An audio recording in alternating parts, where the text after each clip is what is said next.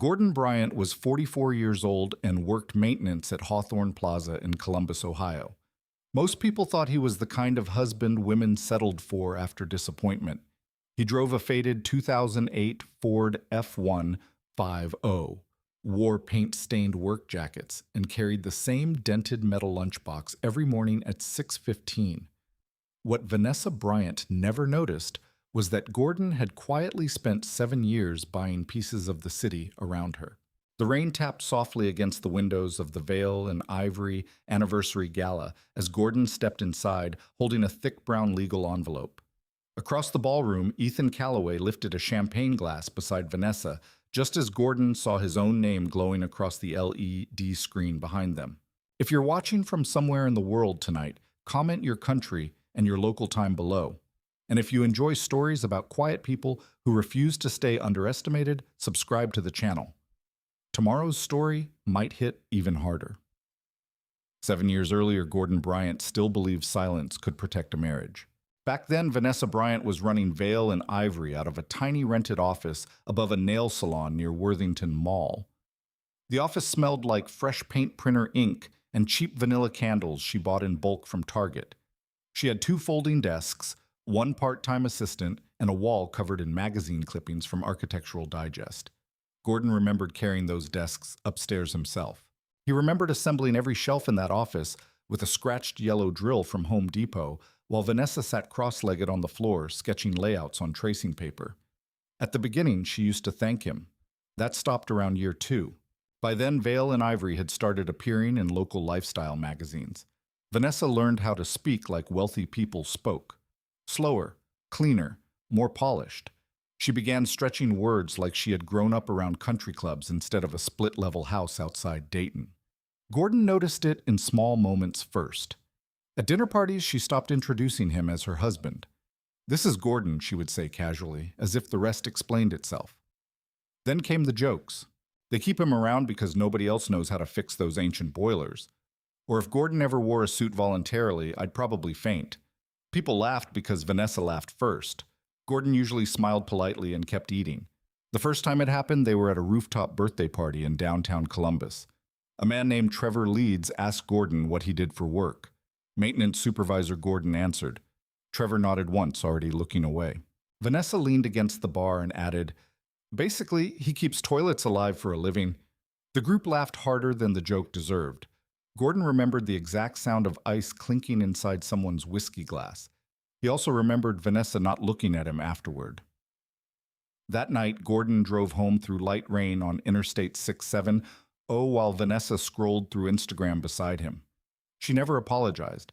Over time, the comments became sharper. Sometimes they came disguised as advice. "You should let me handle financial decisions."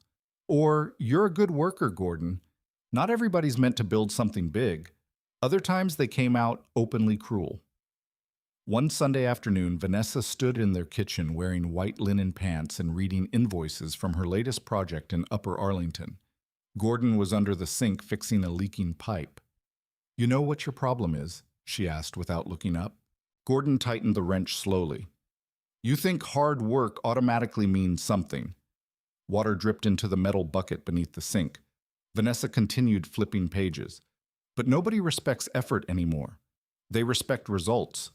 Gordon wiped his hands with an old towel. "I'm fixing the pipe," he said quietly. "You're always fixing pipes," she replied. The conversation ended there. That was the strange thing about Gordon Bryant. He almost never argued. Not because he was weak, because he had learned early that some people revealed more when nobody interrupted them. So he listened. He listened when Vanessa told friends she felt financially alone. He listened when she mocked his old truck in front of clients. He listened when she began introducing Ethan Calloway as someone who actually understands growth. Ethan arrived during year 5. Tall, expensive haircut, tailored navy coats even in mild weather. He worked commercial real estate consulting around Columbus and talked like every sentence was part of a sales pitch. Gordon disliked him immediately. Not because of jealousy, because Ethan looked at people the way gamblers looked at poker tables. Calculating. Vanessa became different around him. Louder, more ambitious, more embarrassed by Gordon. One Friday evening, Gordon stopped by Vale and Ivory after finishing work at Hawthorne Plaza. He still had grease on his hands from replacing a rooftop HVAC motor. The studio was crowded with clients drinking wine from plastic cups pretending to be crystal. Vanessa spotted Gordon near the entrance. Her smile faded instantly. "You could have texted first," she said under her breath. Gordon held up the takeout bag. "You skipped lunch. I'm busy. You said you wanted food from Moretti's." Vanessa glanced toward her clients, then toward Ethan. Ethan smirked slightly. Vanessa lowered her voice. "Can you not walk in here looking like that?" Gordon looked down at himself. Gray work shirt, dust on his boots, oil stain near the shoulder. "I came straight from work." "I know," she replied sharply. "That's the problem." For 2 seconds, nobody spoke. Music drifted softly through the showroom. A client pretended not to listen while studying fabric samples. Gordon handed Vanessa the food bag anyway, the chicken parmesan still warm. Vanessa took it reluctantly. Ethan stepped closer and extended a hand. "Ethan Calloway." "Gordon." Ethan nodded once. "Vanessa says you're the reliable one." Gordon looked at him carefully. "Reliable's useful." Ethan smiled like he found that amusing. "Depends what game you're playing." Gordon left without answering. Outside, the October air smelled like wet pavement and exhaust fumes. He sat in his truck for nearly a minute before starting the engine. Through the studio window, he could still see Vanessa laughing with Ethan. She hadn't even opened the food. At home, Gordon changed clothes and quietly repaired the loose cabinet hinge Vanessa had complained about for weeks. Then he replaced the broken weather stripping around the back door. Then he sat alone at the kitchen table with a legal pad and began writing numbers. Income, expenses, savings, debt. He wrote carefully, slowly, like a man measuring the weight of his own life. Vanessa came home after 11 carrying shopping bags from Easton Town Center. "You're still awake?" she asked. Gordon closed the notebook. "Yeah." She kicked off her heels near the doorway. "You know, Ethan thinks we should expand into Cincinnati." Gordon nodded once. "That'll cost money." Vanessa laughed softly while pouring herself sparkling water. "See? That's the difference between you two." Gordon looked at her. "What difference? You think about cost first. He thinks about growth first." She walked upstairs without waiting for a response. Gordon remained at the kitchen table long after the house became quiet. The refrigerator hummed softly. Snow began falling outside the window. And for the first time in years, Gordon allowed himself to consider a possibility he had avoided since the marriage began unraveling. Maybe Vanessa didn't see him as temporary. Maybe she saw him as invisible. That realization stayed with him the following Monday morning at Hawthorne Plaza. At 6:12 a.m., Gordon unlocked the maintenance office, poured stale coffee into a paper cup, and checked the weekly repair requests. Leaking faucet, parking lot lights, broken restroom latch. Normal things. Things people only noticed when they stopped working. Around noon, Gordon climbed a ladder near the Plaza bookstore to replace flickering ceiling panels. From above, he could see shoppers moving below like currents in water. Nobody looked up. Nobody ever looked up. Then Gordon noticed Vanessa walking through the plaza with Ethan. She was laughing. Ethan carried fabric catalogs under one arm while Vanessa held his sleeve lightly as they crossed toward Vale and Ivory. Before entering the studio, Vanessa stopped near the fountain outside the Plaza Cafe. A woman Gordon recognized from one of Vanessa's networking events approached them. The woman smiled politely. "And this must be your husband." Vanessa laughed immediately. "Oh, God, no." Then she glanced toward Ethan. "My husband's maintenance staff here." Gordon stood motionless on the ladder. The fluorescent light buzzed softly above him. Down below, Vanessa continued walking without ever noticing he had heard every word. Margaret Bryant died on a Tuesday morning in late February. The hospital room at Riverside Methodist smelled faintly of antiseptic and burnt coffee. Snow pressed softly against the windows, overlooking Olentangy River Road, while machines emitted slow, uneven beeps beside her bed. Gordon sat beside his mother for nearly 6 hours after the doctors stopped speaking in hopeful tones. Margaret Bryant had spent 31 years working as a school secretary in Dublin, Ohio. She never earned much money, never traveled, never owned anything expensive. Her entire life fit into practical things: coupon envelopes, church cookbooks, winter gloves hanging beside the back door.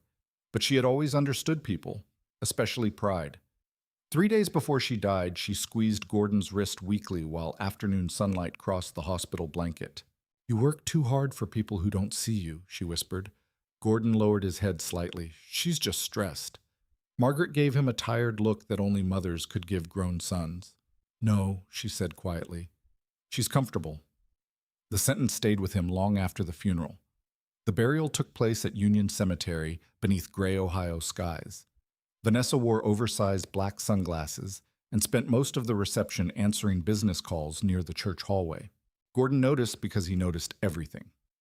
After the guests left, Walter Green approached him near the parking lot. Walter had been Margaret Bryant's attorney for over 20 years. He was 71, walked with a cane, and wore heavy wool coats even indoors. "She left instructions," Walter said. Gordon looked exhausted. For the estate, Walter shook his head once. "For you." The following Thursday, Gordon drove downtown to Walter Green's office near Gay Street. The office looked frozen in 1989, dark wood shelves, dusty legal books, coffee stains older than some marriages. Walter opened a manila folder carefully. "Your mother left you $83,000. Gordon blinked once. "That can't be right. She saved almost every extra dollar she earned after your father died." Walter slid another envelope across the desk. "There's also this." Inside was a handwritten letter folded twice. Margaret's handwriting leaned slightly to the right. "Gordon, you were never weak. You were simply raised to think endurance was love. Stop renting your life to people who mistake kindness for smallness. Own something nobody can take away from you, even if it starts small. Love. Mom." Gordon read the letter twice, then a third time. Walter watched him quietly before speaking again. "Your mother also wanted me to tell you something personally." Gordon folded the letter carefully. "What?" Walter leaned back in his chair. "Margaret thought you were smarter than everybody around you." For the first time in months, Gordon laughed softly. Walter didn't. "I'm serious." The room became quiet. Traffic moved outside the old windows downtown. Finally, Walter asked, "Have you ever considered investing?" Gordon looked down at his rough hands. "I fix boilers for a living." Walter shrugged. "Plenty of rich men do less useful things." That afternoon, Walter drove Gordon to Clintonville to look at a duplex property owned by a retired landlord desperate to sell. The building sat on a narrow street lined with bare maple trees and cracked sidewalks. The brick exterior was faded. One gutter hung loose near the roofline. Inside, the place looked worse. Water damage stained the ceiling upstairs. The kitchen cabinets leaned sideways. Half the electrical outlets didn't work. Walter stepped around loose flooring carefully. "Ugly properties scare emotional buyers," he said. Gordon walked room to room silently. He checked the furnace, examined the pipes, measured the windows. Unlike Vanessa, Gordon never cared how things looked first. He cared whether they worked. How much, Gordon finally asked. $92,000. Gordon frowned. "That's high." Walter smiled faintly. "Good. That means you're thinking correctly." 3 weeks later, Gordon created Bryant Holdings, LLC. He signed the paperwork wearing his maintenance uniform during lunch break. Nobody at Hawthorne Plaza noticed. That became Gordon's advantage early. People rarely noticed quiet men carrying folders. He bought the duplex in April. And then he worked. Every single day. His routine became brutal. Up at 5 a.m., maintenance shift at Hawthorne Plaza from 600 until 3:30. Drive to Clintonville, repair until midnight, sleep, repeat. He replaced copper pipes himself, installed drywall, refinished hardwood floors after watching YouTube tutorials late at night. One evening, he accidentally sliced his palm while replacing broken tile in the upstairs bathroom. Blood dripped onto the unfinished floor while cold rain hammered the windows outside. Vanessa barely looked up from her laptop when he got home. "What happened to your hand tile cutter slipped? You should hire someone. We can't afford that yet." Vanessa sighed impatiently. "This duplex thing is becoming an obsession." Gordon washed dried blood from his knuckles. "It's temporary." Vanessa closed her laptop. "You always say that." What Gordon didn't say was that the duplex already felt more honest than his marriage. At least damaged buildings showed their cracks openly. By summer, Gordon finished renovating the first unit. He posted the listing online himself.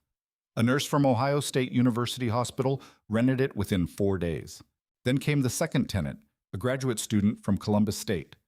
Suddenly, money started moving differently. Not fast, not dramatically, but steadily. Monthly rent, consistent deposits, predictable cash flow. For the first time in years, Gordon saw numbers growing instead of shrinking. He created spreadsheets late at night while Vanessa slept upstairs after networking events. Property tax, insurance, maintenance reserve, future acquisition goals. He studied quietly. Commercial leases, interest rates, depreciation schedules, small multifamily investing. Nobody knew, especially Vanessa. To her, Gordon was simply becoming more distant. One October evening, she found him reviewing bank statements at the kitchen table. "You're seriously still doing this landlord thing?" she asked. Gordon kept reading. "It's working." Vanessa opened the refrigerator. "Barely. It paid for itself in 6 months."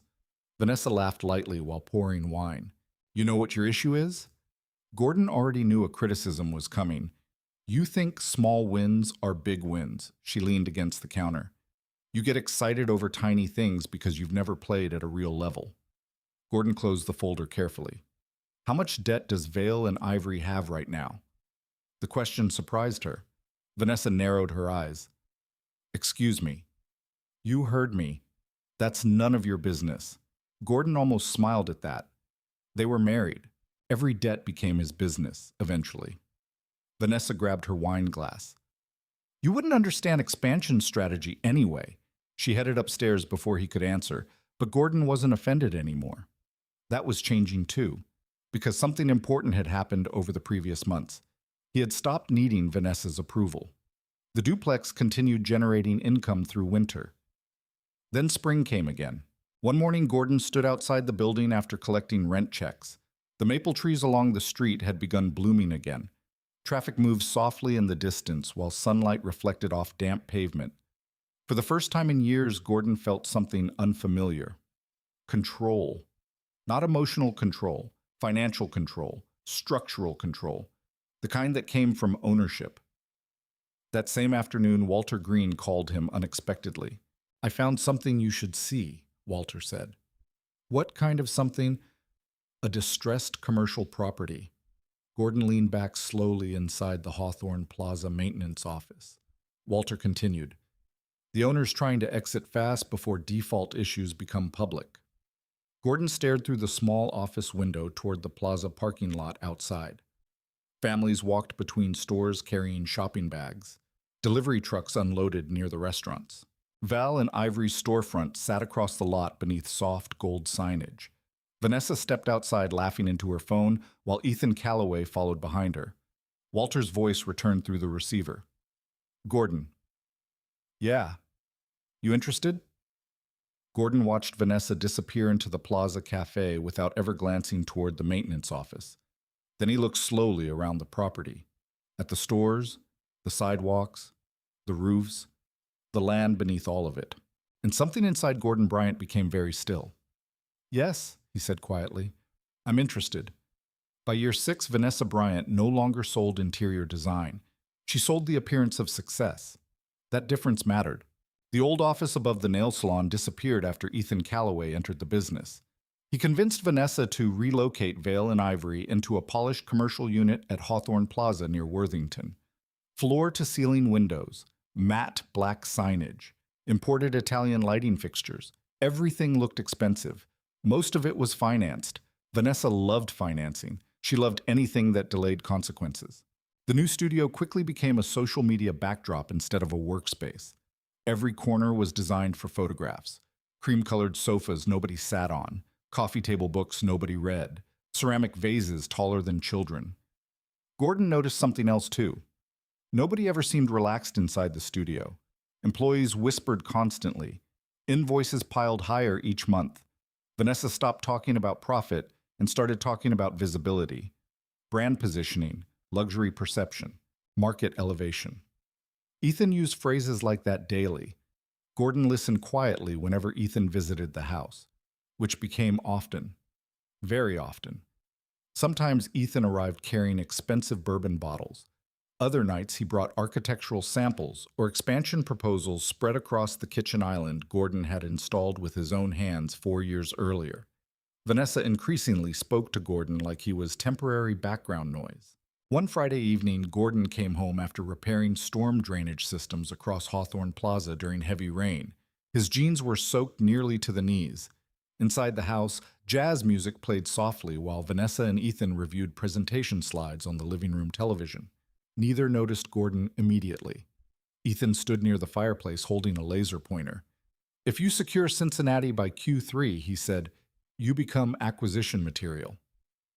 Vanessa smiled. "That's exactly what I want." Then she noticed Gordon. Her expression tightened. "You're dripping water everywhere." Gordon removed his work gloves slowly. "It's raining. You could at least change before walking through the house." Ethan looked uncomfortable for approximately 2 seconds before returning to confident professionalism. "We were just discussing growth projections." Gordon nodded once. "How much debt are you carrying now?" Vanessa sighed dramatically. "Jesus, Gordon. It's a question. It's called leverage." How much Vanessa crossed her arms. "You wouldn't understand business scaling." Gordon looked toward the presentation screen. "Projected revenue targets, expansion loans, projected investor dilution, projected future valuation." Almost every number relied on optimistic assumptions. Very little actual liquidity. Gordon recognized risk immediately because maintenance work taught him something wealthy people rarely understood. Small failures became disasters when ignored early. A loose pipe, a roof leak, a cracked foundation. Debt worked the same way. Ethan stepped forward smoothly. "You have to spend money to grow." Gordon looked directly at him. "No," he said quietly. "You spend stability to chase growth." The room became silent. Vanessa laughed once. "See, this is why I can't talk business with you." Gordon didn't answer, because arguing with Vanessa had become pointless years ago. She no longer heard disagreement, only resistance, and resistance irritated her. Over the following months, Gordon noticed the changes accelerating. New Range Rover lease, designer furniture delivered weekly, luxury business retreats in Chicago, professional photography shoots for magazines nobody important actually read. Vanessa treated appearances like oxygen. The more attention she received online, the crueler she became at home. One Sunday morning, Gordon was replacing warped fence panels in the backyard when Vanessa stepped outside holding coffee and her phone. "You know," she said casually, "Amanda Reeves asked me yesterday why I'm still married." Gordon kept drilling screws into cedar boards. "What'd you tell her?" Vanessa smirked lightly. "I told her loyalty matters to me." The drill stopped humming. Gordon looked over his shoulder. Vanessa sipped coffee slowly. "What? You think that was kind? I think it was honest." Gordon studied her face carefully. Vanessa genuinely believed she was the generous one in the marriage. That realization bothered him more than the insult itself, because cruelty was easier to understand than entitlement. Later that afternoon, Gordon drove to the duplex in Clintonville. The property now generated enough monthly income to cover itself comfortably. He had refinanced it carefully 6 months earlier after increasing its value through renovations. Walter Green helped structure everything through Bryant Holdings. Legally clean, quiet, invisible. That invisibility became Gordon's greatest advantage. Nobody paid attention to men who wore faded work boots. At the duplex, Gordon repaired a tenant's garbage disposal while listening to local business radio in the kitchen. Commercial property rates in Columbus were shifting. Several older retail centers were under pressure due to refinancing problems after rising interest rates. One name caught Gordon's attention immediately: Hawthorne Plaza. He turned the volume louder. The host mentioned possible restructuring discussions involving the ownership group. Gordon stood motionless beside the sink. The disposal motor hummed softly in pieces on the counter. Hawthorne Plaza, the place where he worked every day, the place where Vanessa's studio operated, the place Ethan bragged about during investor dinners. Gordon finished the repair quietly before driving downtown to Walter Green's office without calling ahead. Walter looked mildly surprised when Gordon entered. "You look serious." "I heard about Hawthorne." Walter removed his glasses slowly. "So you're paying attention now. Tell me." Walter motioned toward a chair. The ownership group overleveraged during renovations 3 years ago. Rising rates hurt them badly. How badly? Walter opened a folder. Bad enough they may sell portions of the property below market value to avoid default exposure. Gordon sat silently. Walter watched him carefully. You understand commercial real estate isn't emotional. Right, I know. If you buy into this, you become responsible for tenants, infrastructure, liabilities, leases. I know. Walter leaned back slightly. What exactly are you thinking?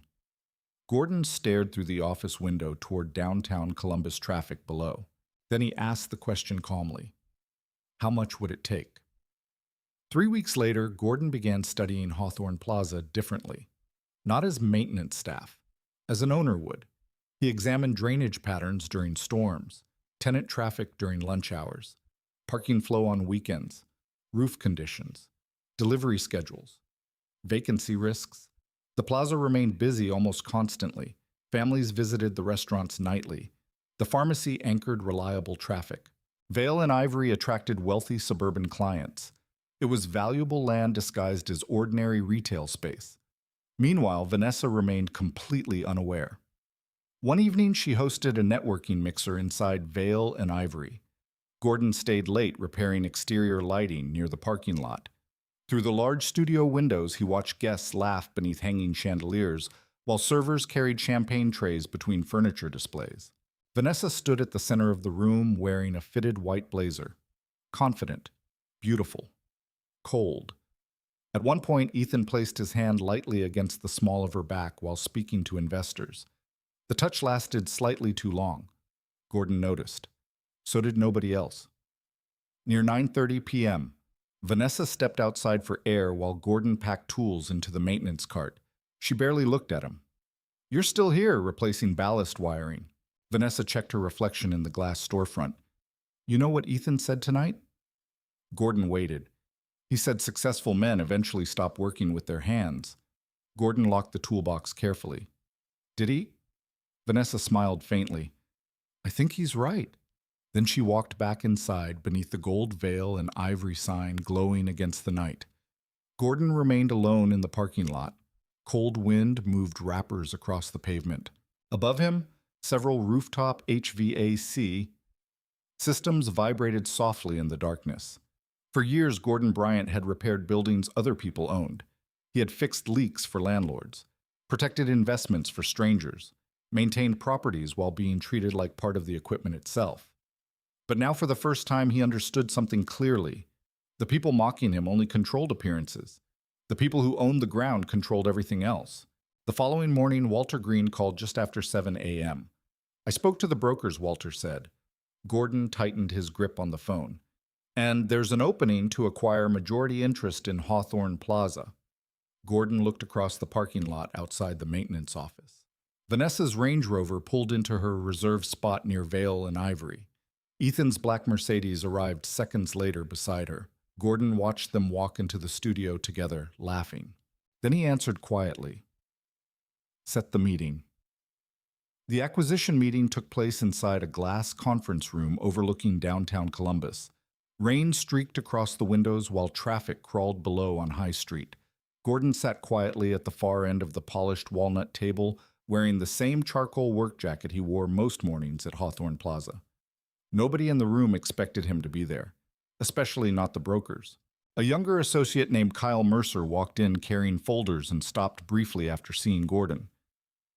I think maintenance is downstairs, Kyle said politely. Walter Green didn't even look up from his paperwork. He's the buyer. Silence settled over the room immediately. Kyle blinked once, then sat down carefully. That happened often to Gordon.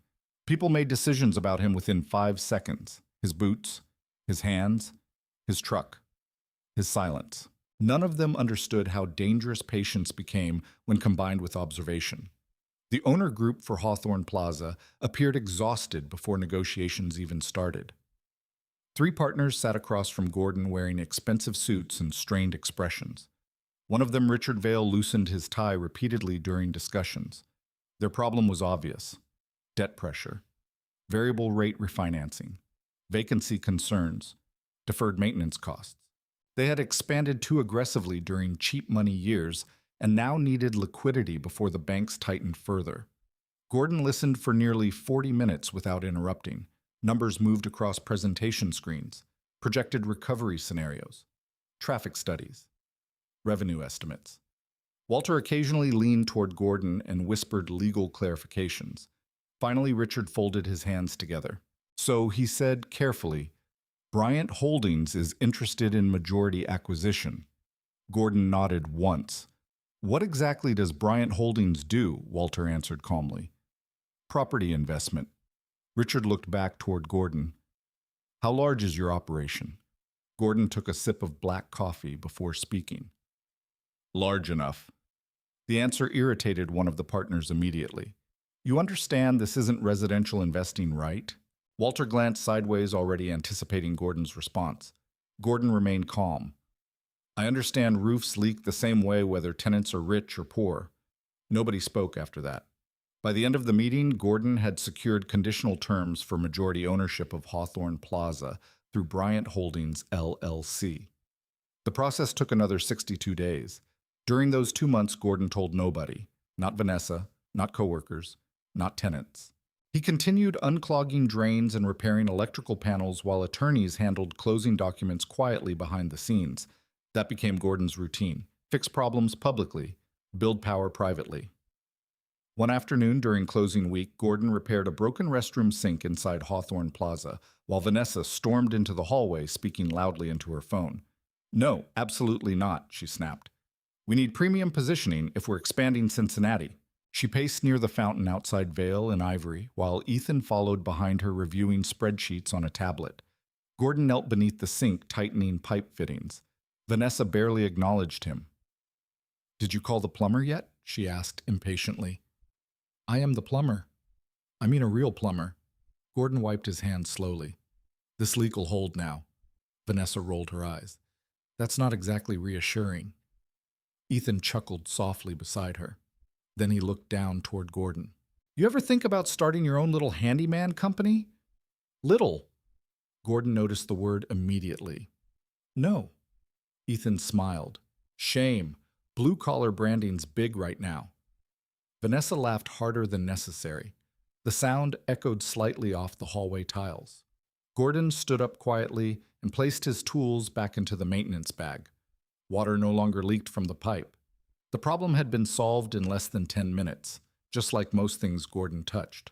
That Friday, the Hawthorne Plaza acquisition officially closed. Bryant Holdings now controlled 61% ownership. Walter Green called it exactly 4:42 p.m. It's done. Gordon stood alone in the maintenance office, staring at security monitors showing live feeds from across the plaza. Families carrying pizza boxes, teenagers entering the bookstore, a janitor mopping near the pharmacy entrance, and directly across the parking lot, Vale and Ivory Design Studio, owned by Vanessa Bryant. Located inside property owned by Gordon Bryant. Neither Vanessa nor Ethan knew. Walter continued speaking through the phone. The lease structures remain unchanged for now. For now, Gordon repeated quietly. You're the landlord now, Gordon. The word felt strange. Landlord, owner, control. He had spent years being treated like disposable labor inside the very property he now legally controlled. Yet nothing changed outwardly. The following Monday morning, Gordon still arrived before sunrise, still unlocked the maintenance office, still drank stale coffee from paper cups, still fixed broken things. That invisibility protected him better than money ever could. People revealed themselves freely around men they considered harmless, Vanessa especially. 3 weeks after closing, Vale and Ivory hosted a launch event for a luxury furniture collaboration. White floral arrangements lined the storefront while valet attendants waited outside beneath string lighting. Gordon spent most of the evening replacing exterior parking lot fixtures 50 yards away. Cold November wind cut through the plaza while jazz music drifted from the event. At around 8:15 p.m., Vanessa stepped outside holding champagne. She spotted Gordon on the lift platform changing a ballast fixture overhead. You're seriously doing that tonight, she called upward. Gordon looked down. Lights were failing. Vanessa shook her head. You always pick the worst timing. Gordon returned to his work. Below him, guests in expensive coats laughed beside fire heaters, while servers carried trays of lobster crostini between conversations. Ethan emerged from the studio holding two drinks. He handed one to Vanessa before glancing upward toward Gordon. Still grinding away, Gordon tightened wiring carefully. Something like that. Ethan smirked. You know what I admire about guys like you, Gordon waited. You never pretend to be something you're not. Vanessa laughed softly into her champagne glass. That bothered Gordon less than it once would have, because Ethan misunderstood something fundamental. Gordon wasn't pretending to be small. That was the difference. Far above them, Gordon restored power to the fixture line. One by one, warm lights flickered back across the parking lot. Guests applauded lightly without realizing who had fixed them. Nobody looked up. Again. Later that night, Gordon walked through the empty plaza after most stores closed. The air smelled faintly of wet asphalt and restaurant grease drifting from ventilation systems overhead. He checked locks personally, inspected loading docks, reviewed maintenance reports. Not because he had to anymore, because ownership changed the way he saw everything. Every cracked tile represented future cost. Every successful tenant represented stable cash flow. Every lease expiration represented leverage, especially Vanessa's. He eventually stopped outside Vale and Ivory.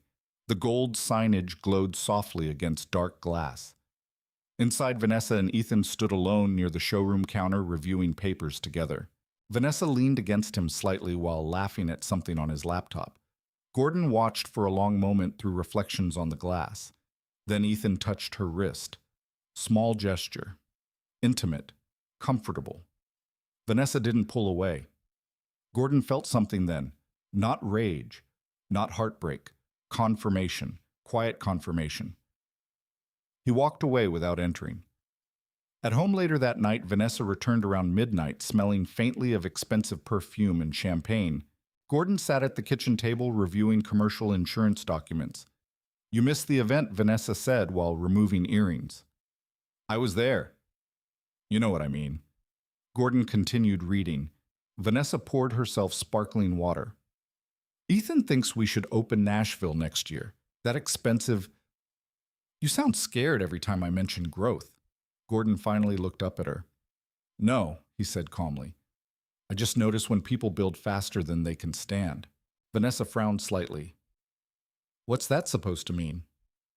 But Gordon had already returned to the documents, and for the first time in their marriage, Vanessa looked uncertain during one of their conversations, only for a second. Then it disappeared. She still believed Gordon Bryant was just maintenance staff, still believed he repaired things for other people, still believed ownership belonged to louder men. Across Columbus, Bryant Holdings quietly continued expanding, while Gordon carried toolboxes through hallways nobody important noticed. And every single day, Vanessa walked across property her husband owned, without knowing she was already standing inside his world. The dinner at Kingsley's Steakhouse happened 3 weeks before Christmas.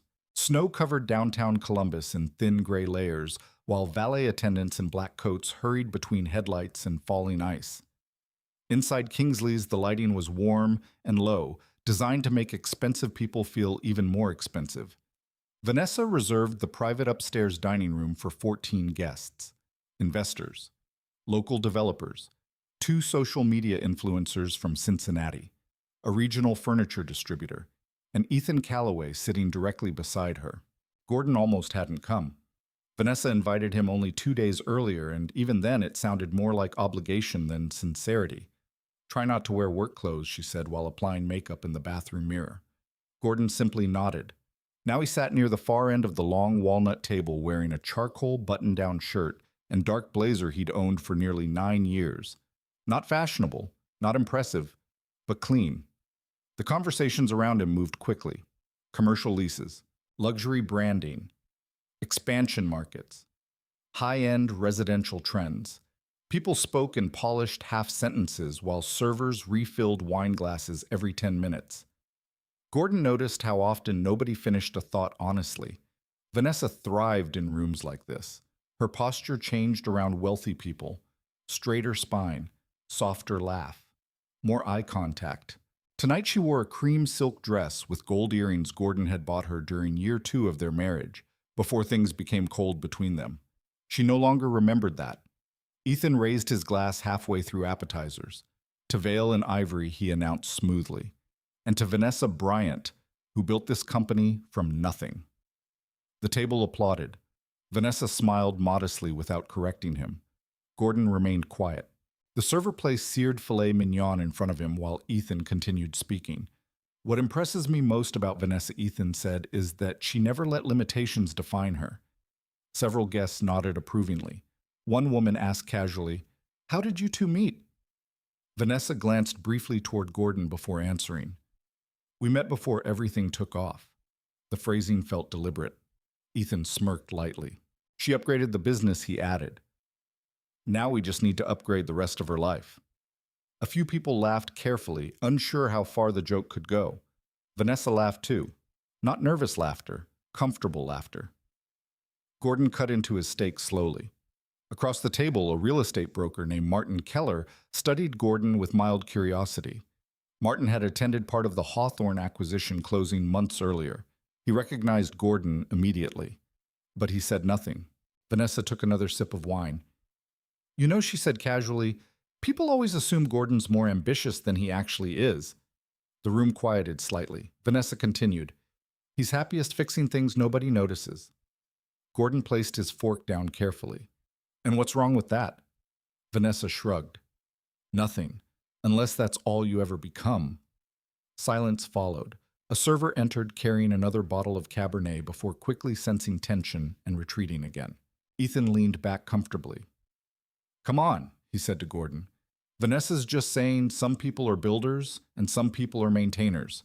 Gordon looked directly at him. "And you think those are different things?" Ethan smiled confidently.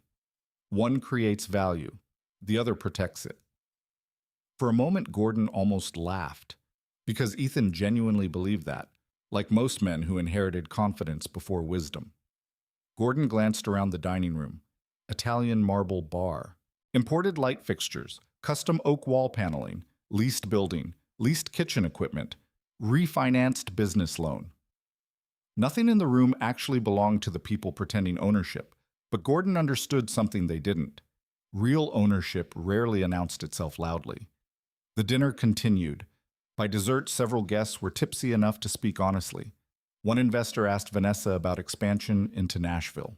Another asked whether Ethan planned to formally partner into Vale and Ivory. Vanessa answered carefully but enthusiastically. Gordon listened to the numbers. Too aggressive, too fast, too dependent on borrowed money. At 10:17 p.m., the server discreetly placed the final bill folder beside Vanessa. She opened it briefly. Her smile flickered. The dinner total was $8,436. Wine alone accounted for almost $3,000. Vanessa looked toward Ethan. Ethan checked his phone. "Actually," he said lightly, "I've got a conference call in 5 minutes." Vanessa hesitated, then slowly turned toward Gordon. He already understood. For years, Gordon had quietly become the financial shock absorber beneath Vanessa's image. Whenever appearances became expensive, she expected him to absorb impact silently. Vanessa lowered her voice. "Can you handle this?" Gordon opened the folder. No reaction, no complaint, just numbers. The server waited politely nearby. Gordon removed a black card from his wallet and handed it over. Martin Keller noticed immediately. Black American Express Centurion, not the kind of card maintenance workers carried. Martin's eyebrows lifted slightly. Across the table, Ethan didn't notice. He was too busy talking about luxury development corridors near Nashville. Vanessa barely noticed either, because people usually saw only what matched their assumptions. The server returned 5 minutes later, looking subtly different toward Gordon. More careful, more respectful. Small details changed once money became visible. After dinner, guests gathered near the staircase while snow continued falling outside. Vanessa stood close beside Ethan, laughing softly, while photographers from a local lifestyle blog took pictures. Gordon waited near the coat check. Martin Keller eventually approached him quietly. "I didn't realize Bryant Holdings was yours." Gordon buttoned his coat slowly. "Most people don't." Martin glanced toward Vanessa across the room. "She no. Martin gave a low whistle. "You own half the north side of that plaza now." "Majority." Martin blinked once, then nodded slowly. Before either man could continue, Vanessa walked over carrying her purse. "You ready?" she asked Gordon distractedly. Martin extended his hand politely. "Good seeing you again, Mr. Bryant." Vanessa frowned slightly. Again, Martin smiled professionally. "We've crossed paths through commercial work." Gordon shook Martin's hand once. "Take care." Vanessa remained silent until they reached the parking garage. Snow crunched beneath their shoes while distant traffic echoed through concrete levels overhead. Inside the Range Rover, Vanessa finally spoke. "What commercial work?" Gordon fastened his seatbelt calmly. "Property stuff." "What property stuff?" "Investments." Vanessa laughed once while starting the engine. "You—" Gordon looked out the window. "Yes." Vanessa pulled out of the garage slowly. "For how long?" "A while." "What exactly are you investing in?" Gordon answered honestly. "Real estate." Vanessa smirked faintly. "With what money?" The question lingered between them. Not curious. Dismissive. Gordon could have answered, could have explained Bryant Holdings, the duplex, Hawthorne Plaza, cash flow, equity, leverage. But he already understood something important about Vanessa. Information only mattered to her when status came attached to it. And Gordon still looked like maintenance staff, so she wouldn't believe him anyway. At a red light near Broad Street, Vanessa checked her reflection in the mirror. "You know, Ethan thinks you'd actually do well flipping small rentals." Gordon almost smiled. "Does he?" "Yeah. Like starter level investing. Starter level." The phrase settled quietly in Gordon's mind. They drove the rest of the way home, mostly in silence. Around midnight, Gordon walked downstairs for water and noticed Vanessa speaking softly on the back patio through the glass doors. Ethan's name glowed on her phone screen. Gordon stayed in the kitchen shadows without making noise. Vanessa laughed quietly. "No," she whispered. "He has no idea." Snow drifted gently across the dark backyard while Christmas lights from neighboring homes reflected against the fence Gordon had rebuilt himself. Outside, Vanessa leaned against the patio railing, smiling into her phone. Inside, Gordon stood motionless beside the kitchen counter. He wasn't angry anymore. That surprised him most, because anger required emotional confusion, and Gordon Bryant was beginning to see everything very clearly. Vanessa eventually returned inside and nearly startled when she saw him. "How long have you been standing there? Long enough?" Vanessa studied him carefully. For a brief second, uncertainty crossed her face again, then disappeared. "You should get some sleep," she said lightly. Gordon nodded once. But later that night, while Vanessa slept upstairs, Gordon sat alone in the dark kitchen, reviewing tenant reports from Hawthorne Plaza. Vale and Ivory's lease renewal window opened in 8 months. Gordon stared at the numbers for a long time. Outside snow continued falling silently across Columbus. And somewhere deep beneath years of humiliation, patience began slowly transforming into strategy. Gordon Bryant hired Megan Pierce on a rainy Tuesday in March. The meeting took place inside a quiet diner off Henderson Road, where the coffee tasted burnt and the booths still smelled faintly like cigarette smoke from 20 years earlier. Megan arrived exactly on time. Former insurance fraud investigator, 48 years old, short gray blonde hair, no unnecessary conversation. Gordon respected her immediately. She slid into the booth across from him while rain streaked sideways across the windows. "You think your wife's cheating?" she asked. Gordon stirred cream into his coffee slowly. "I think she stopped hiding." Megan nodded once. "That usually means it's already worse than people realize." Gordon handed her a folder. Inside were photographs, dates, hotel receipts Vanessa claimed were design conferences, business expense reports Ethan approved personally. Megan reviewed everything quietly. No emotional reaction, she asked after several minutes. Gordon looked toward the parking lot outside. "I had emotional reactions years ago."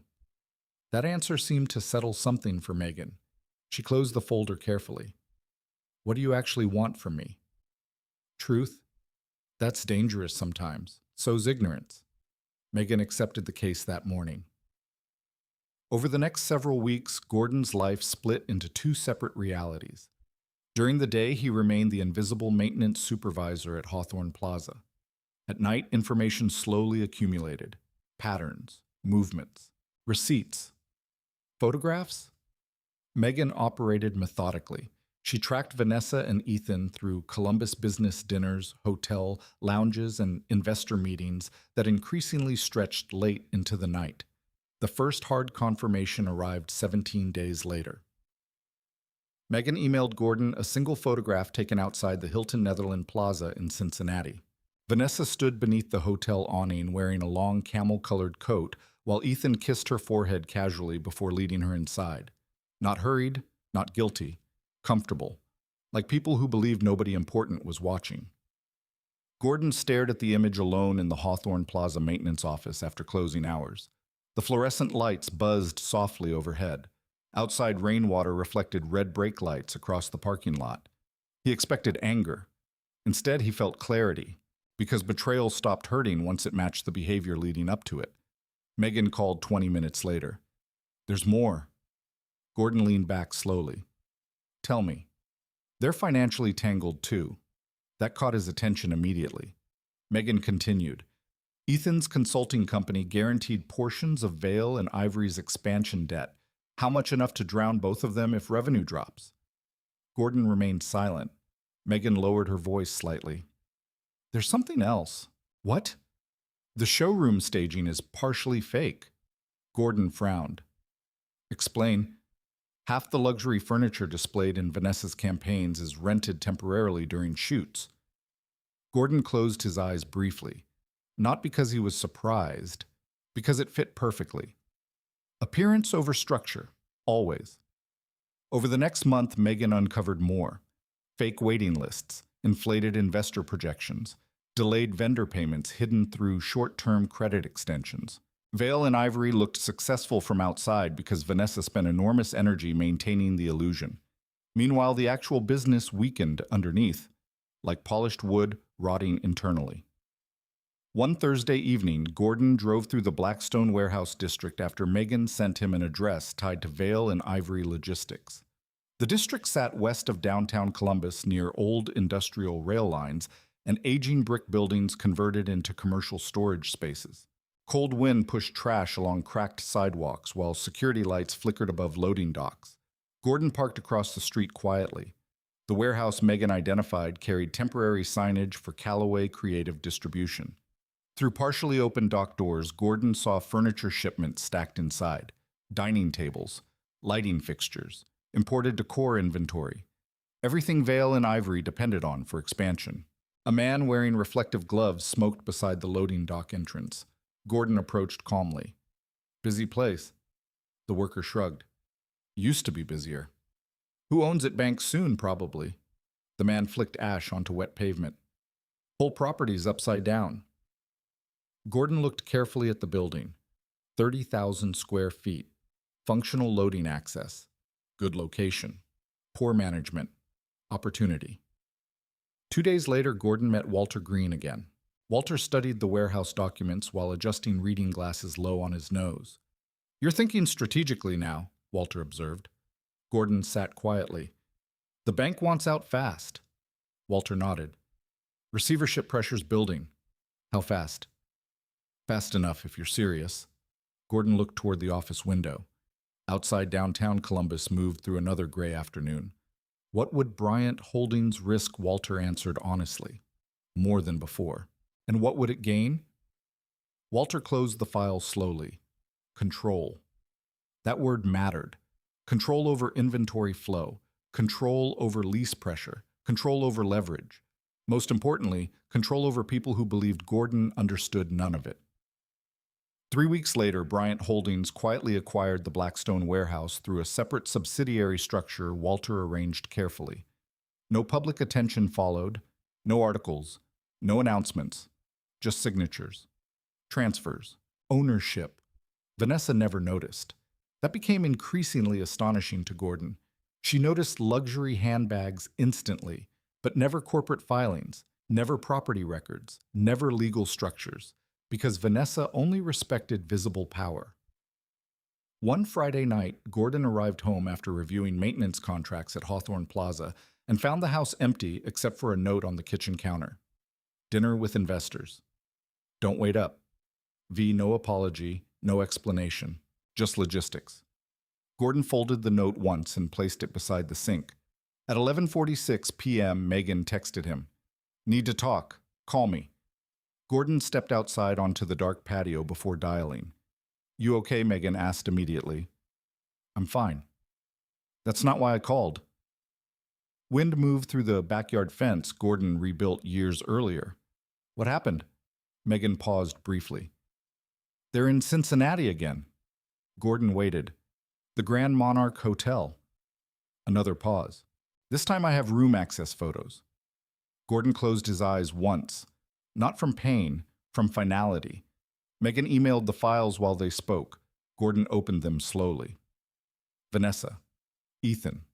Hotel suite hallway. Hands intertwined. Kissing near the elevator. Time-stamped evidence. Clear. Undeniable. Megan spoke carefully. I've done this work a long time. Usually people either explode or collapse after seeing proof. Gordon stared at the photographs beneath patio light shadows. What did you do? She asked quietly. When someone betrayed you. Gordon thought for several seconds. Nothing. That doesn't sound healthy. No, Gordon replied calmly. It sounds finished. Inside the house, silence filled the rooms Vanessa once obsessed over decorating. Imported marble countertops, designer pendant lighting, custom cabinetry. All financed partly through a life she claimed Gordon contributed nothing to. Yet Gordon remembered installing half the recessed lighting himself during renovations.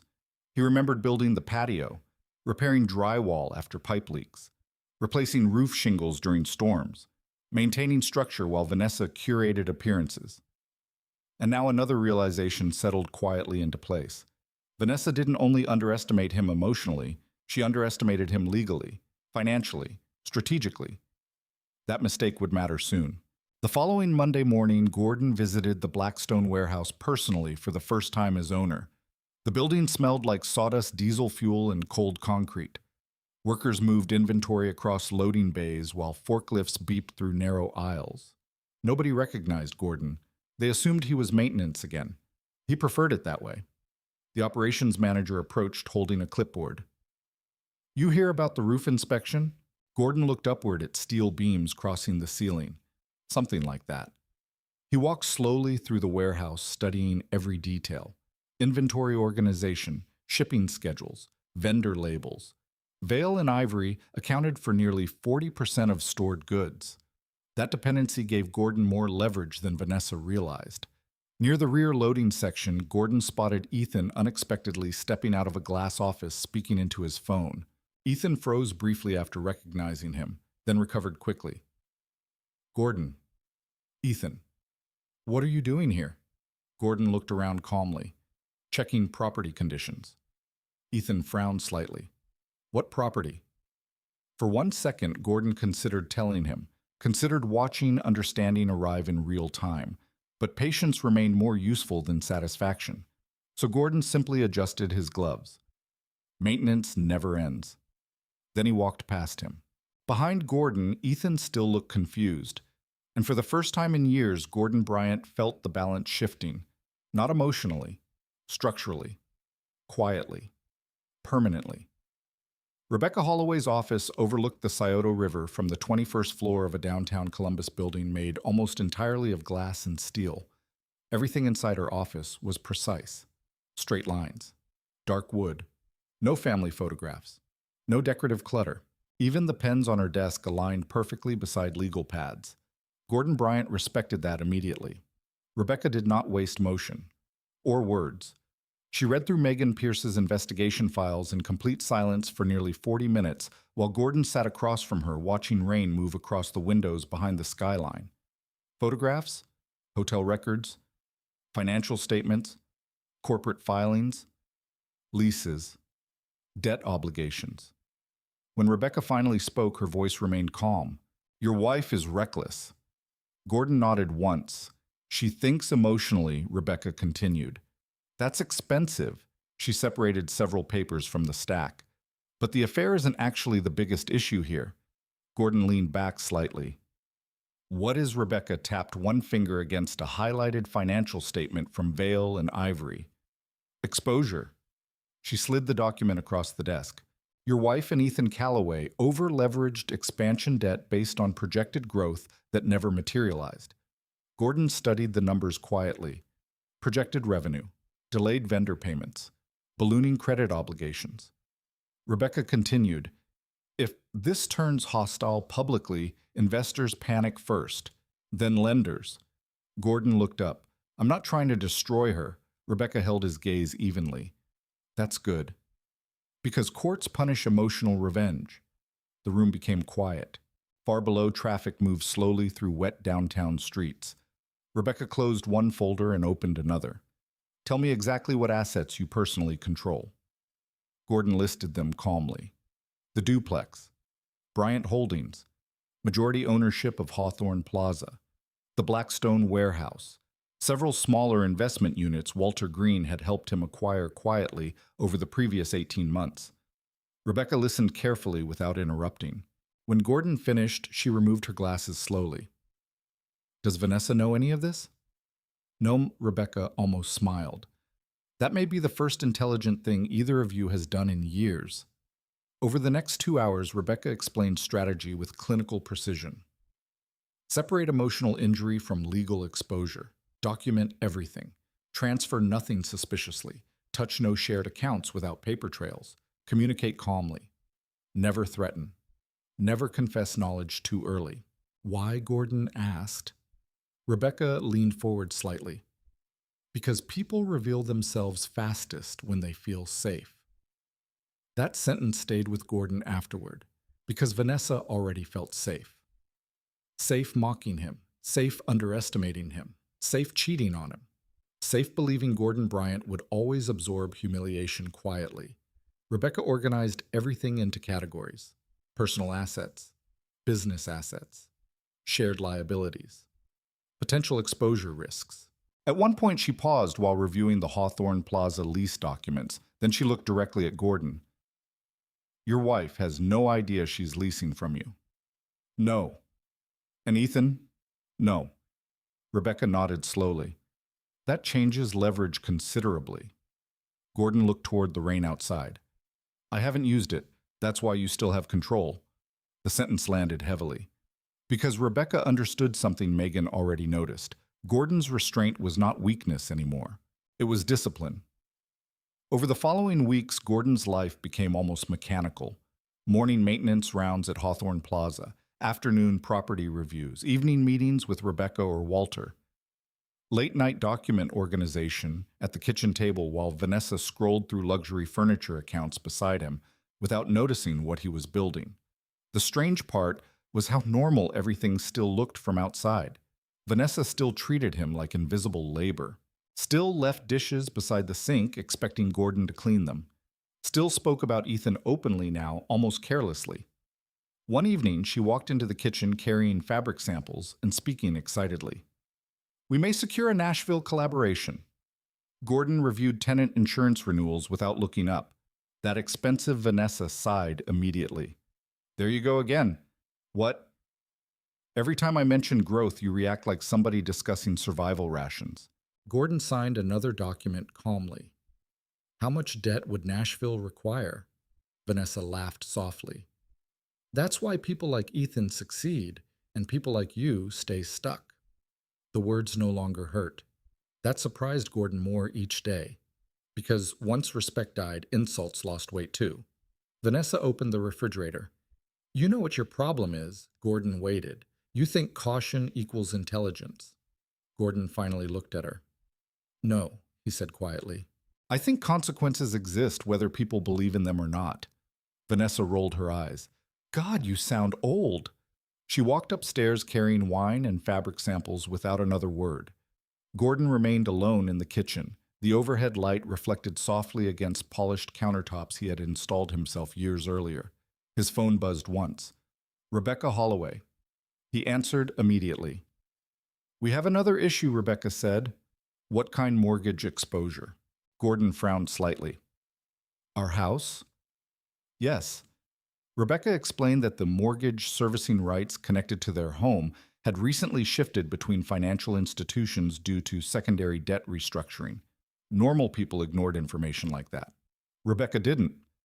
There's an opportunity, she said carefully, for what to control the note eventually if it gets bundled into distressed restructuring. Gordon remained silent for several seconds.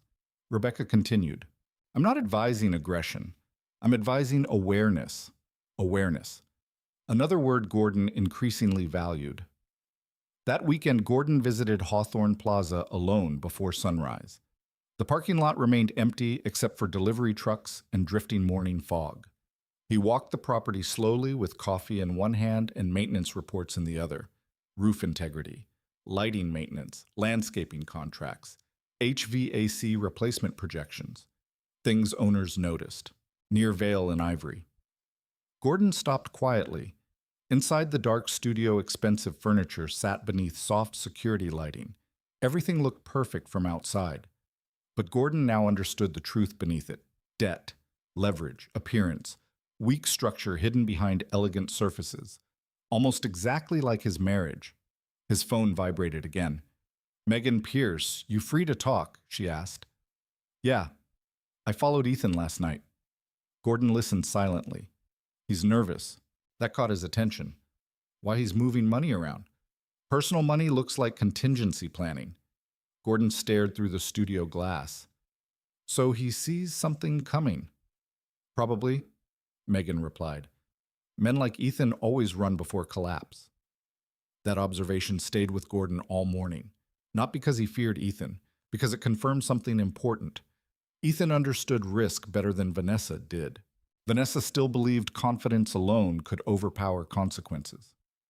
Around noon, Gordon returned home unexpectedly to retrieve lease documents Rebecca requested. As he entered the kitchen, he heard Vanessa speaking upstairs through partially open office doors. Her voice carried lightly down the hallway. No, he still doesn't know anything? Pause. Then laughter. Gordon stopped near the staircase silently. Vanessa continued. I swear Gordon notices broken pipes faster than human behavior. More laughter. Then Ethan's faint voice through speakerphone. Vanessa lowered her tone playfully. He's harmless. The words settled coldly inside the quiet house. Harmless. Gordon stood motionless for several seconds, then continued walking calmly into the home office without making noise. Inside the desk drawer, he removed copies of Bryant Holdings documentation and several Hawthorne lease records.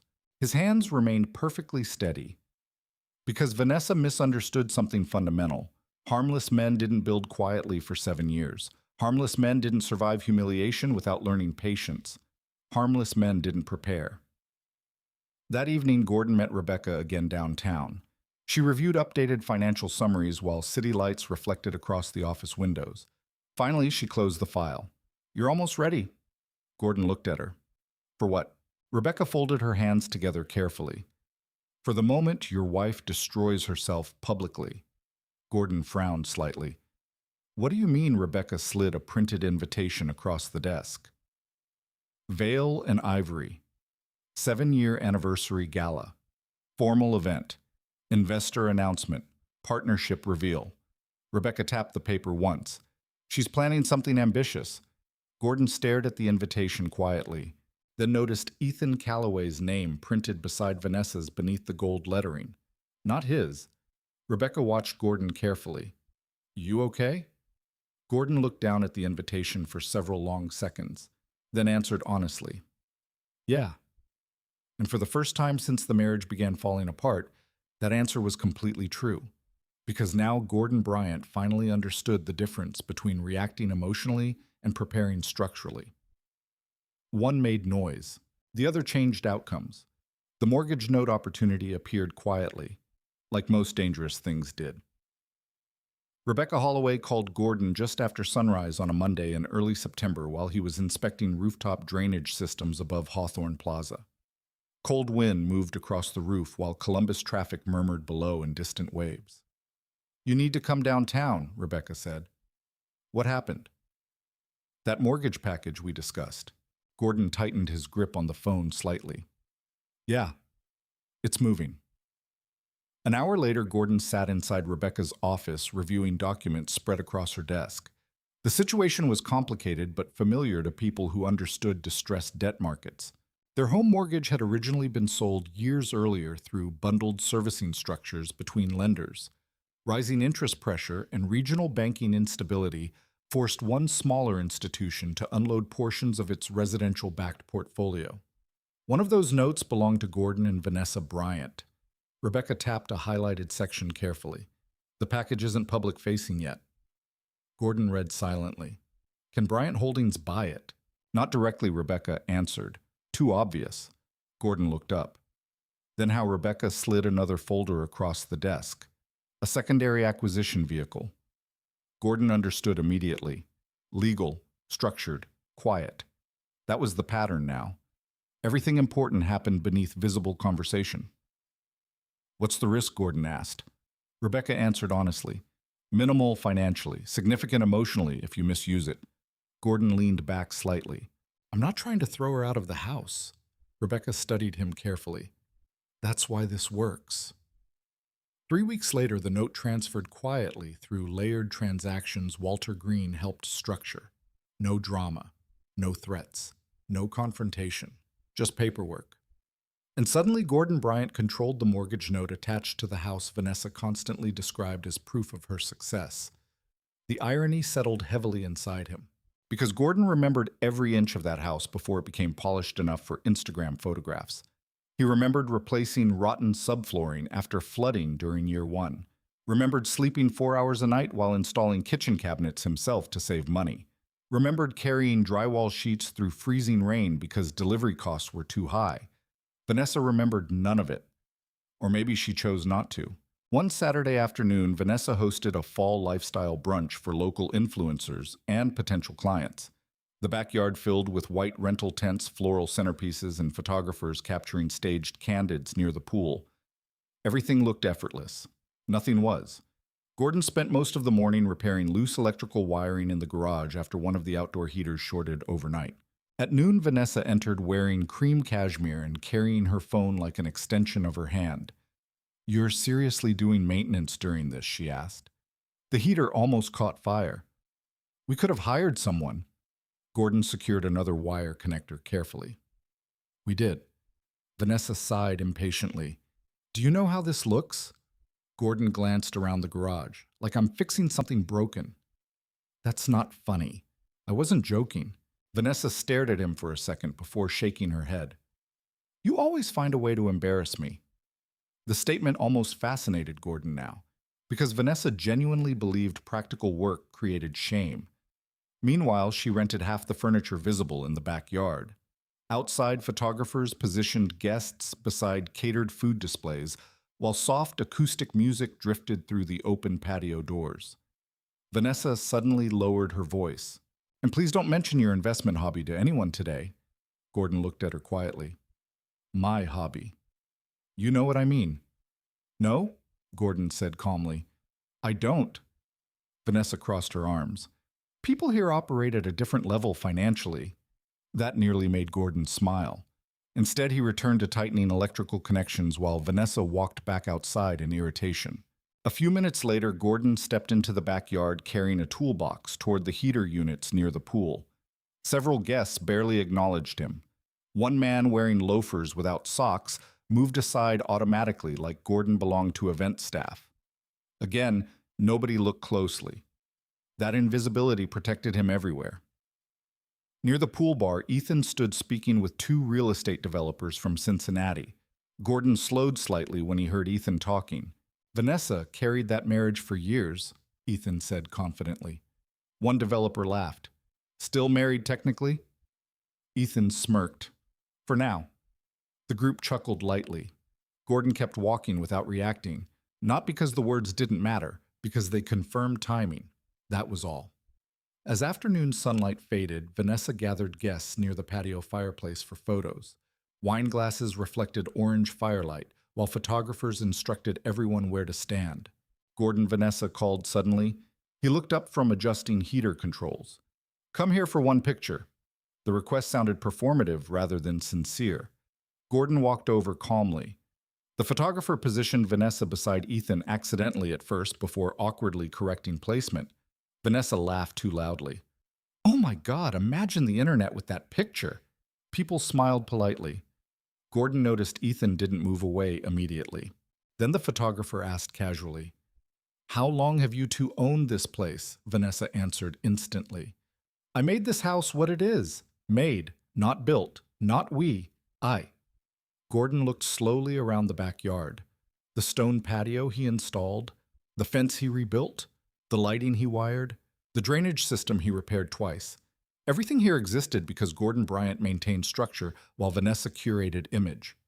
But she no longer recognized the difference. Later that evening, after guests left and silence settled over the property again, Gordon sat alone in the kitchen reviewing mortgage transfer documents Rebecca finalized earlier that day. The house was legally still theirs, but structurally, control had shifted. Vanessa entered around 10:30, carrying leftover floral arrangements from the event. "You could have tried harder today," she said while setting flowers on the counter. Gordon didn't look up. At what? Being social. You had plenty of people there. That's not the point. Gordon continued reading. Vanessa opened the refrigerator impatiently. "Sometimes I honestly think you enjoy acting small." That sentence lingered quietly between them. Gordon finally raised his eyes. "And sometimes I think you mistake noise for importance." Vanessa stared at him. The answer clearly surprised her, because Gordon almost never pushed back directly. "What's that supposed to mean?" Gordon closed the folder slowly. "It means expensive things aren't always valuable." Vanessa laughed once. "Okay, philosopher." Then she grabbed a bottle of sparkling water and headed upstairs. But Gordon noticed something new before she disappeared. Uncertainty. Tiny. Brief. But real. Because Gordon's tone had changed over recent months. Calmer. More detached. Like a man no longer asking permission to exist. The following Tuesday, Gordon met Rebecca and Walter together at a private conference room downtown. Documents covered the table in organized stacks. Lease agreements, asset schedules, financial exposure charts. Rebecca reviewed timelines carefully. "We're approaching the point where everything intersects," she said. Walter adjusted his glasses. "Hawthorne leases. Warehouse dependency. Shared debt exposure." Rebecca nodded. "And the anniversary gala?" Gordon sat silently listening. Rebecca looked directly at him. "I need to ask something clearly." Gordon waited. "When the reveal happens, what exactly do you want?" The question mattered, because revenge and resolution looked similar from distance. Gordon thought carefully before answering. "I want the truth to stop hiding." Neither Rebecca nor Walter spoke for several seconds. Finally, Walter gave a slow nod. That he said quietly is probably the first healthy answer anybody's given in this office all month. Later that evening, Gordon returned to Hawthorne Plaza after closing hours. Most storefronts were dark, except for Vale and Ivory. Inside, Vanessa and Ethan stood near display tables reviewing gala plans beneath soft chandelier lighting. Large gold letters stretched across a printed backdrop. Vale and Ivory. 7 years of vision. Gordon watched from the parking lot shadows for a moment. 7 years. That number mattered too. 7 years of humiliation. 7 years of preparation. 7 years of being treated like invisible maintenance staff while quietly building ownership beneath their feet. Inside the studio, Vanessa laughed at something Ethan whispered into her ear. Then Ethan wrapped an arm lightly around her waist. Comfortable again. Confident again. Neither noticed Gordon standing outside. Neither understood how much had already changed. Above the storefront, security lights hummed softly across property Gordon owned. And deep beneath the polished illusion, Vanessa spent years creating the structure had already shifted into his hands completely. She just hadn't felt the ground move yet. The anniversary gala began at 7 p.m. on a cold Thursday in October. By 6:15, Hawthorne Plaza already looked transformed. Valet stands lined the entrance beneath gold-lit banners displaying the Vale and Ivory logo. White floral arches framed the main walkway, while rented heaters pushed warm air into the autumn night. Everything about the event screamed success. Expensive success. Manufactured success. Gordon Bryant arrived alone at 6:42 p.m., driving the same faded Ford F-150 he'd owned for nearly a decade. The valet attendant hesitated briefly before taking the keys. Not because the truck was old, because it looked out of place beside the BMW's Range Rovers and black Escalades filling the plaza. Gordon noticed the hesitation. He noticed everything. He stepped out wearing a charcoal suit slightly older than current fashion, polished black shoes, and a dark wool overcoat against the Ohio wind. In his left hand, he carried a thick brown legal envelope. Rain mist drifted softly through the parking lot lights, while distant music echoed from the gala entrance. For a moment, Gordon stood still near the fountain outside Hawthorne Plaza. 7 years. That number moved through him quietly. 7 years of ridicule disguised as sophistication. 7 years of repairing structures while Vanessa performed ownership inside them. 7 years of being treated like a placeholder inside his own marriage. Then Gordon walked inside. The ballroom occupied 3 connected retail units temporarily opened into one massive event space. Chandeliers hung above polished black floors, while servers carried champagne beneath soft jazz music. Influencers posed for photographs near the custom floral wall. Developers discussed investment corridors near the bar. A local magazine crew filmed interviews beneath LED screens, displaying rotating images of Vanessa's projects. At the center of everything stood Vanessa Bryant, cream-colored gown, diamond earrings, perfect posture, perfect smile. She looked like someone who believed tonight marked the beginning of her real life. Ethan Calloway stood beside her in a midnight blue tuxedo greeting investors like a man already assuming partnership ownership. Together they looked polished enough for magazine covers, and hollow enough to collapse under weight. Gordon moved quietly through the room unnoticed at first. A few guests recognized him vaguely from previous events. Most assumed he worked for building operations. One woman holding champagne glanced toward him and whispered to her friend, "Maintenance still working tonight." Her friend laughed softly. Gordon continued walking. Near the back bar, Martin Keller spotted him immediately. Martin approached carefully. "You came." Gordon nodded once. Martin lowered his voice. "You sure about this no?" The honesty surprised Martin. Then Gordon added quietly, "I'm sure about facts." Across the room, Vanessa finally noticed him. Her smile tightened for barely half a second. Then she recovered and approached gracefully with Ethan beside her. "Gordon," she said lightly, "you made it." Gordon looked at her calmly. "You invited me." Vanessa glanced toward the envelope in his hand. "What's that paperwork?" Ethan smirked slightly. "That sounds ominous." "It's organized," Gordon answered. Ethan chuckled like the comment amused him. Vanessa touched Gordon's sleeve gently for appearance. "You could have worn something newer." Gordon looked around the ballroom. People seemed dressed enough already.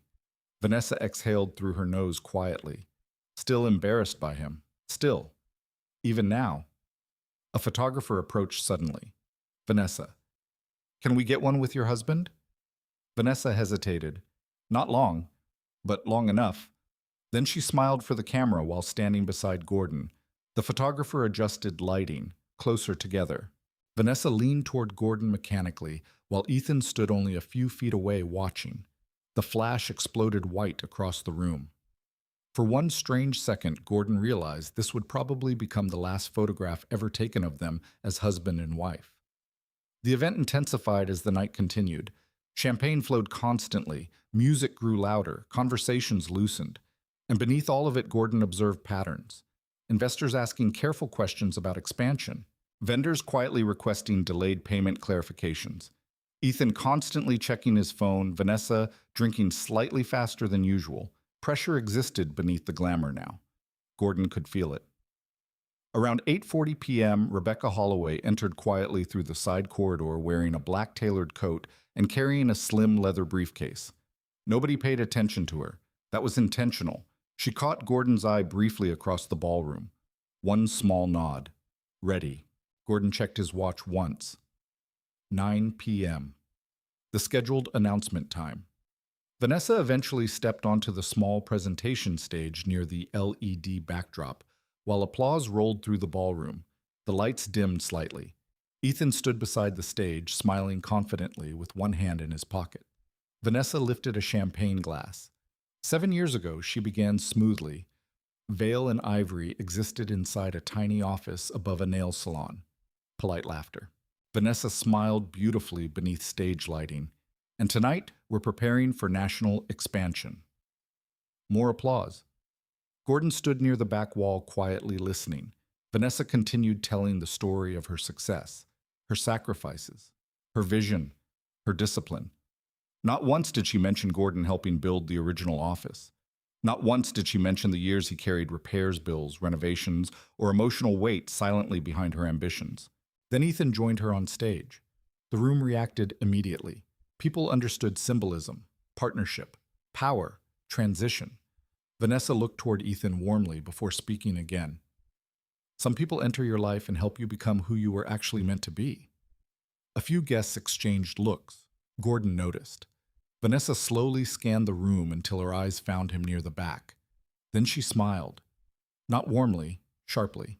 And sometimes she continued, "You outgrow the people who kept you standing still." The room became quieter. Even the servers stopped moving briefly. Vanessa laughed lightly into the microphone. "Honestly, the only mistake I made that lasted 7 years," she looked directly at Gordon, "was believing loyalty mattered more than ambition." Silence. Heavy now. Uncomfortable. Ethan remained still beside her but didn't interrupt, because he believed the room already belonged to them. Several guests turned toward Gordon waiting for reaction. Anger, humiliation, outburst. That's what people expected from quiet men pushed too far. Instead, Gordon simply adjusted the envelope in his hand. Then he began walking forward, slowly, calmly. Each step echoed softly against polished floors, while the ballroom remained completely silent. Vanessa's expression shifted slightly for the first time that night. Confusion. Not fear yet. Just uncertainty. Gordon reached the front of the stage and looked up at her. Years earlier, he would have begged for dignity in moments like this. Now he only wanted truth.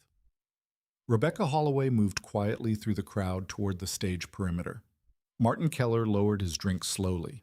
Near the bar, two investors exchanged tense glances after noticing Rebecca's legal briefcase. Ethan finally spoke. "Gordon," he said carefully, "maybe this isn't the time." Gordon looked at him. "No," he replied quietly. "It's exactly the time." Then Gordon stepped onto the stage. The entire ballroom watched in complete silence as he placed the thick brown legal envelope carefully on the podium beside Vanessa's champagne glass. Water droplets from his coat melted slowly onto polished black wood beneath the lights. Vanessa stared at the envelope, then at Gordon. And for the first time in 7 years, Gordon Bryant saw something he had never once seen in his wife's eyes before. She realized she did not understand the man standing beside her anymore. Nobody in the ballroom moved, not immediately. The music had already stopped. Somewhere near the back bar, ice shifted softly inside melting champagne buckets, while guests stood frozen beneath warm chandelier light. Vanessa stared at the envelope like it might explode. Ethan looked irritated first, then cautious. Rebecca Holloway stepped forward calmly from the crowd and stopped beside the stage stairs. That changed the atmosphere instantly, because lawyers at celebration events only meant one thing: problems already existed. Vanessa recovered her smile first. "Barely." "Gordon," she said into the microphone with strained laughter, "whatever this is, maybe tonight isn't the moment." Gordon looked at her quietly. "You picked tonight." The sentence landed harder than shouting would have. Several guests lowered their glasses slowly.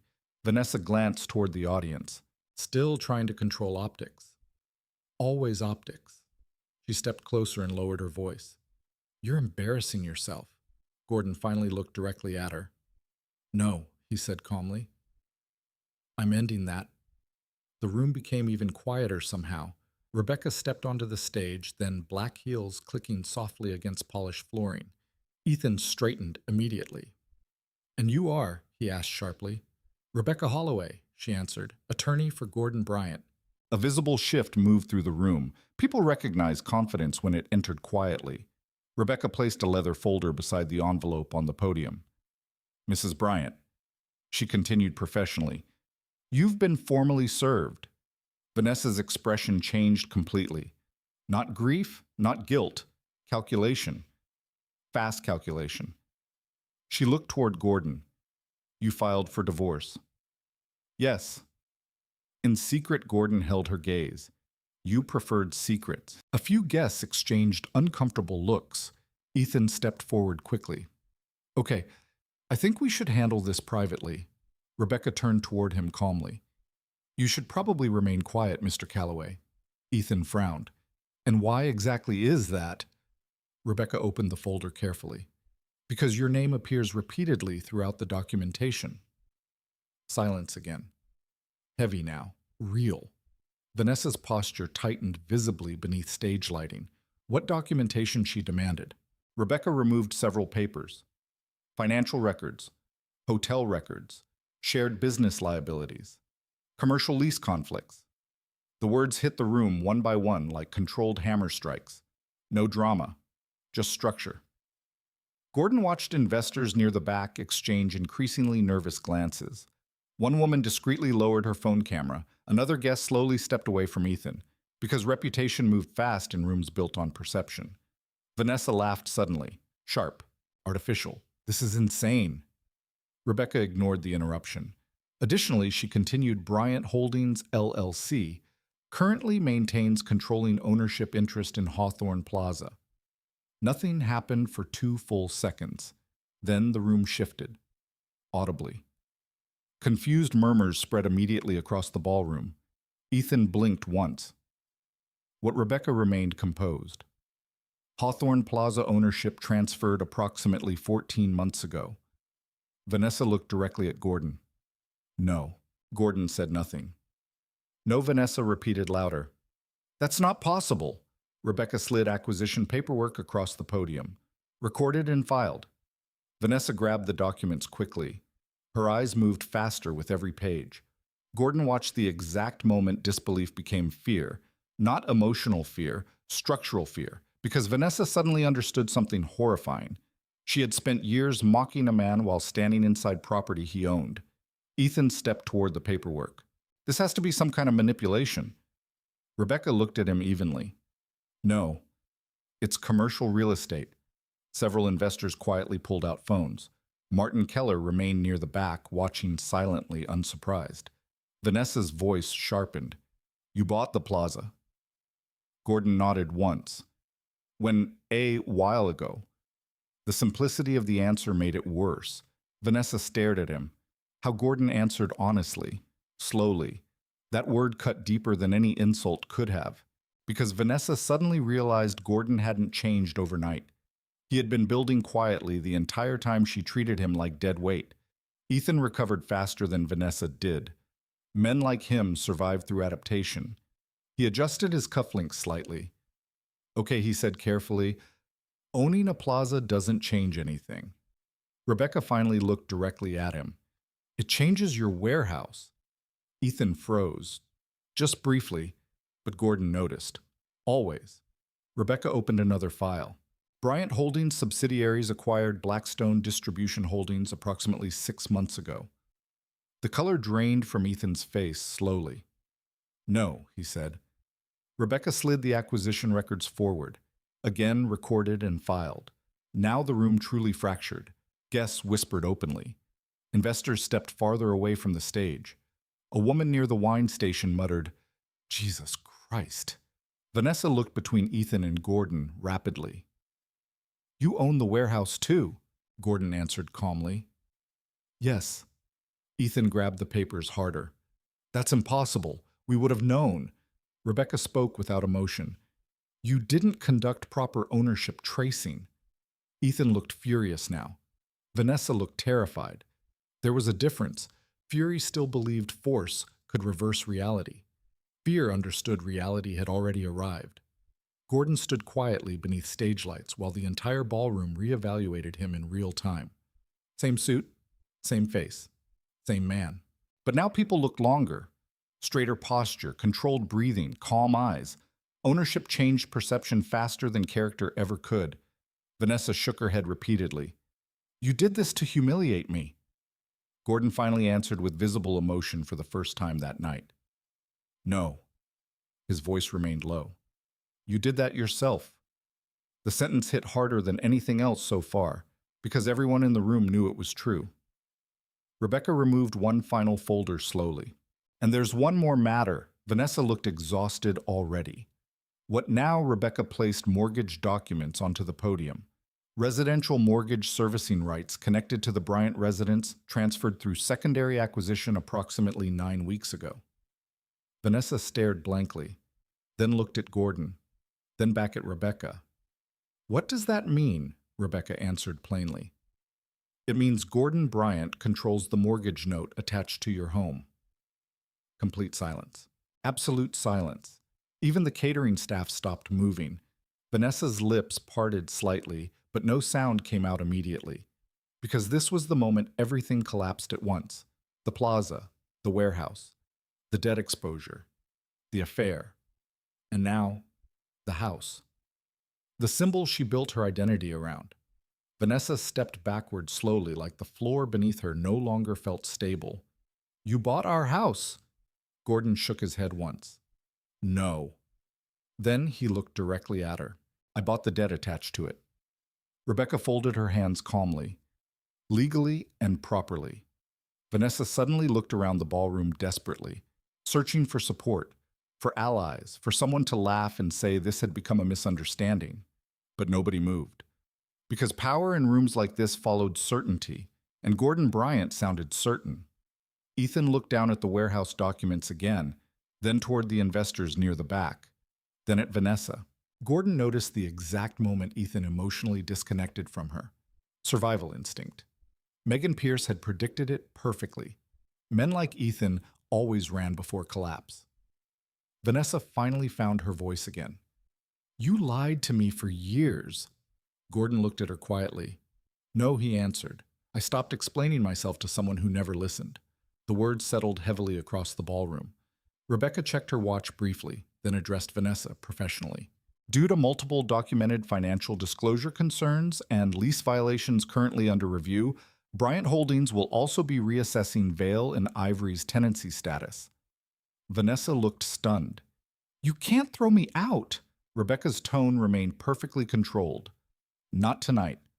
That was somehow worse, because it meant consequences would continue tomorrow, and the day after, and the day after that. This wasn't emotional destruction. It was structural collapse. Careful, documented, legal. Gordon finally picked up the brown envelope from the podium again. He looked around the ballroom one last time, at the investors avoiding eye contact, at Ethan calculating escape routes already, at Vanessa standing beneath giant gold letters reading 7 years of vision. The irony almost felt cruel. Then Gordon looked back at Vanessa.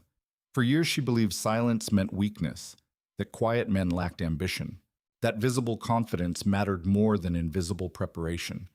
Now she finally understood the truth.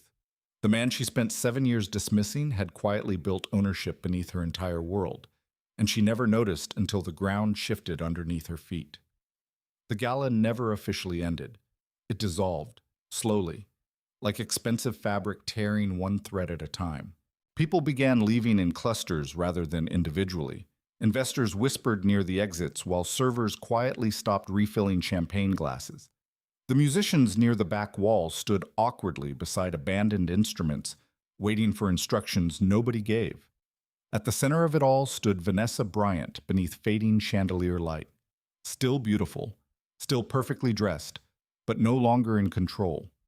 That difference changed everything. Rebecca Holloway remained beside the podium, reviewing documents calmly, while Gordon stood a few feet away, watching the room reorganize itself around reality. Because perception always moved toward certainty, and certainty no longer belonged to Vanessa. One investor approached Ethan first, a man named Richard Nolan from Cincinnati, mid-50s, private equity background, expensive watch. He spoke quietly, but not quietly enough. How exposed are we actually? Ethan straightened immediately. It's manageable. Richard glanced toward Rebecca's folders. Is it? Ethan lowered his voice further. Richard, this is personal drama being weaponized. Rebecca looked up instantly. No, she said evenly. It's documented financial liability. Richard stepped away from Ethan almost immediately after that. Gordon noticed Ethan's confidence crack slightly for the first time all night.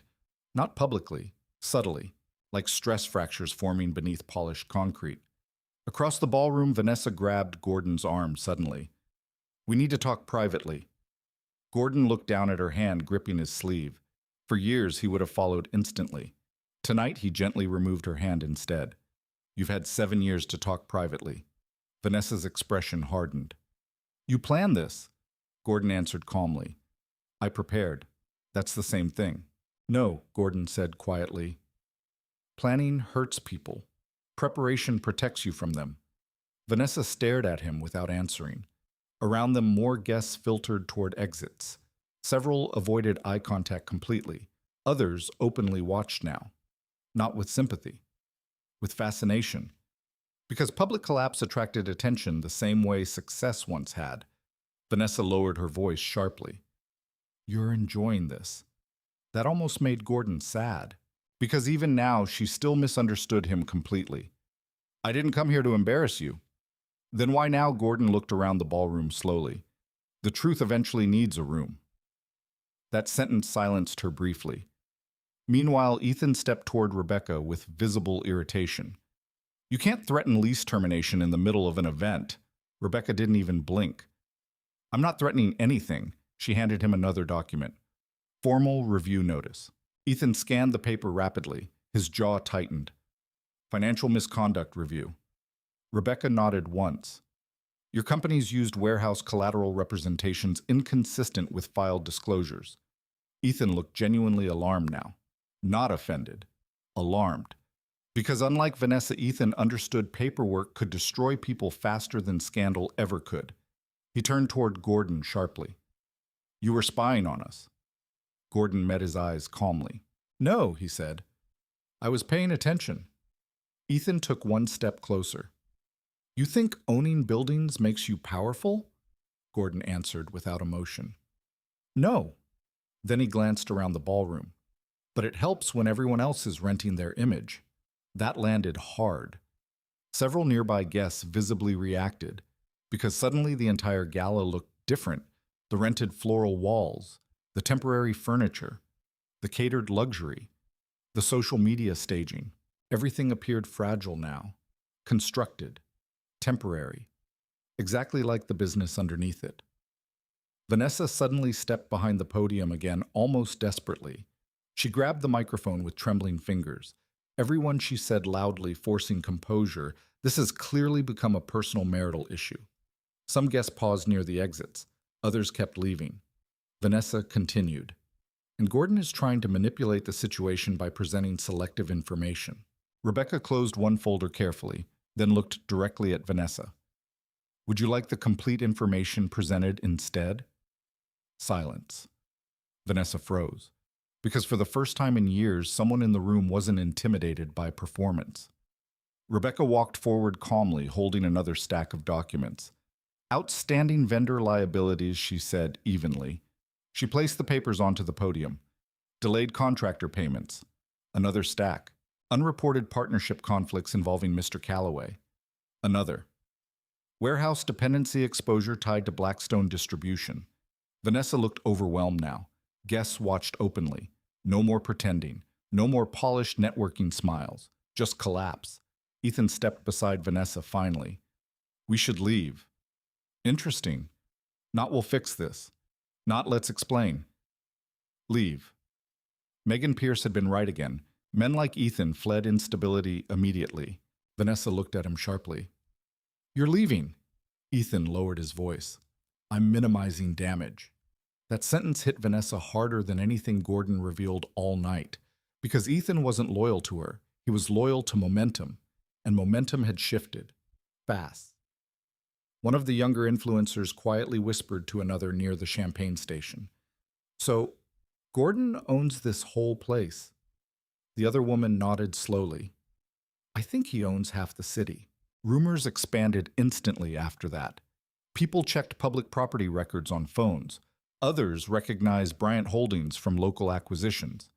Martin Keller quietly confirmed details to two investors near the entrance. Within minutes, Gordon transformed socially inside the room. Same man, different information. Now people approached him carefully, respectfully. A banker from Dublin introduced himself. Another developer asked if Bryant Holdings planned further expansion. Gordon answered politely but briefly. Vanessa watched all of it happening in real time. That was the cruelest part. Not losing control. Watching people immediately value Gordon the moment ownership became visible, as if kindness, discipline, and patience meant nothing until money translated them into status. Vanessa's voice cracked slightly when she finally spoke again. "You made me look like a fool." Gordon looked at her for a long moment, then answered honestly. "No." He nodded toward the ballroom. "You built all this pretending appearances were stronger than truth." Vanessa shook her head repeatedly. "You could have told me. I tried for years. You hid everything." Gordon almost interrupted. "Almost," but he let her continue. "Because Rebecca was right. People revealed themselves when uninterrupted." Vanessa pointed toward the crowd emotionally now. "You wanted them to think I'm some kind of monster." "No," Gordon replied quietly. "I wanted them to stop thinking I was nothing." That sentence changed the room again, because now the humiliation became understandable, visible, human. People remembered the jokes Vanessa made over the years, the comments, the dismissiveness, the way she introduced Gordon like an inconvenience instead of a husband. Near the exits, several former clients looked uncomfortable suddenly. They had laughed too. Rebecca stepped beside Gordon again. "We should go." Gordon nodded once. The legal process had already begun. Everything else tonight was simply gravity catching up. Before leaving, Rebecca handed Vanessa one final envelope, formal notice regarding lease review proceedings. Vanessa took it mechanically, then looked at Gordon. What happens now? The question sounded smaller than anything she'd said all night. Gordon studied her carefully. For years he imagined this moment differently, angrier, more satisfying. Instead, he mostly felt tired.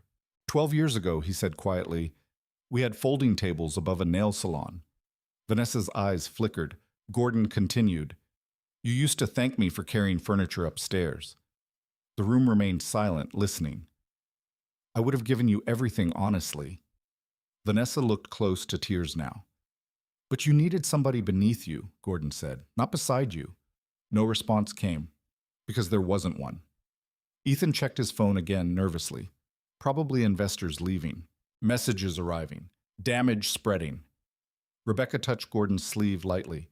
We should leave before this becomes emotional theater. Gordon nodded. Then he looked around the ballroom one final time.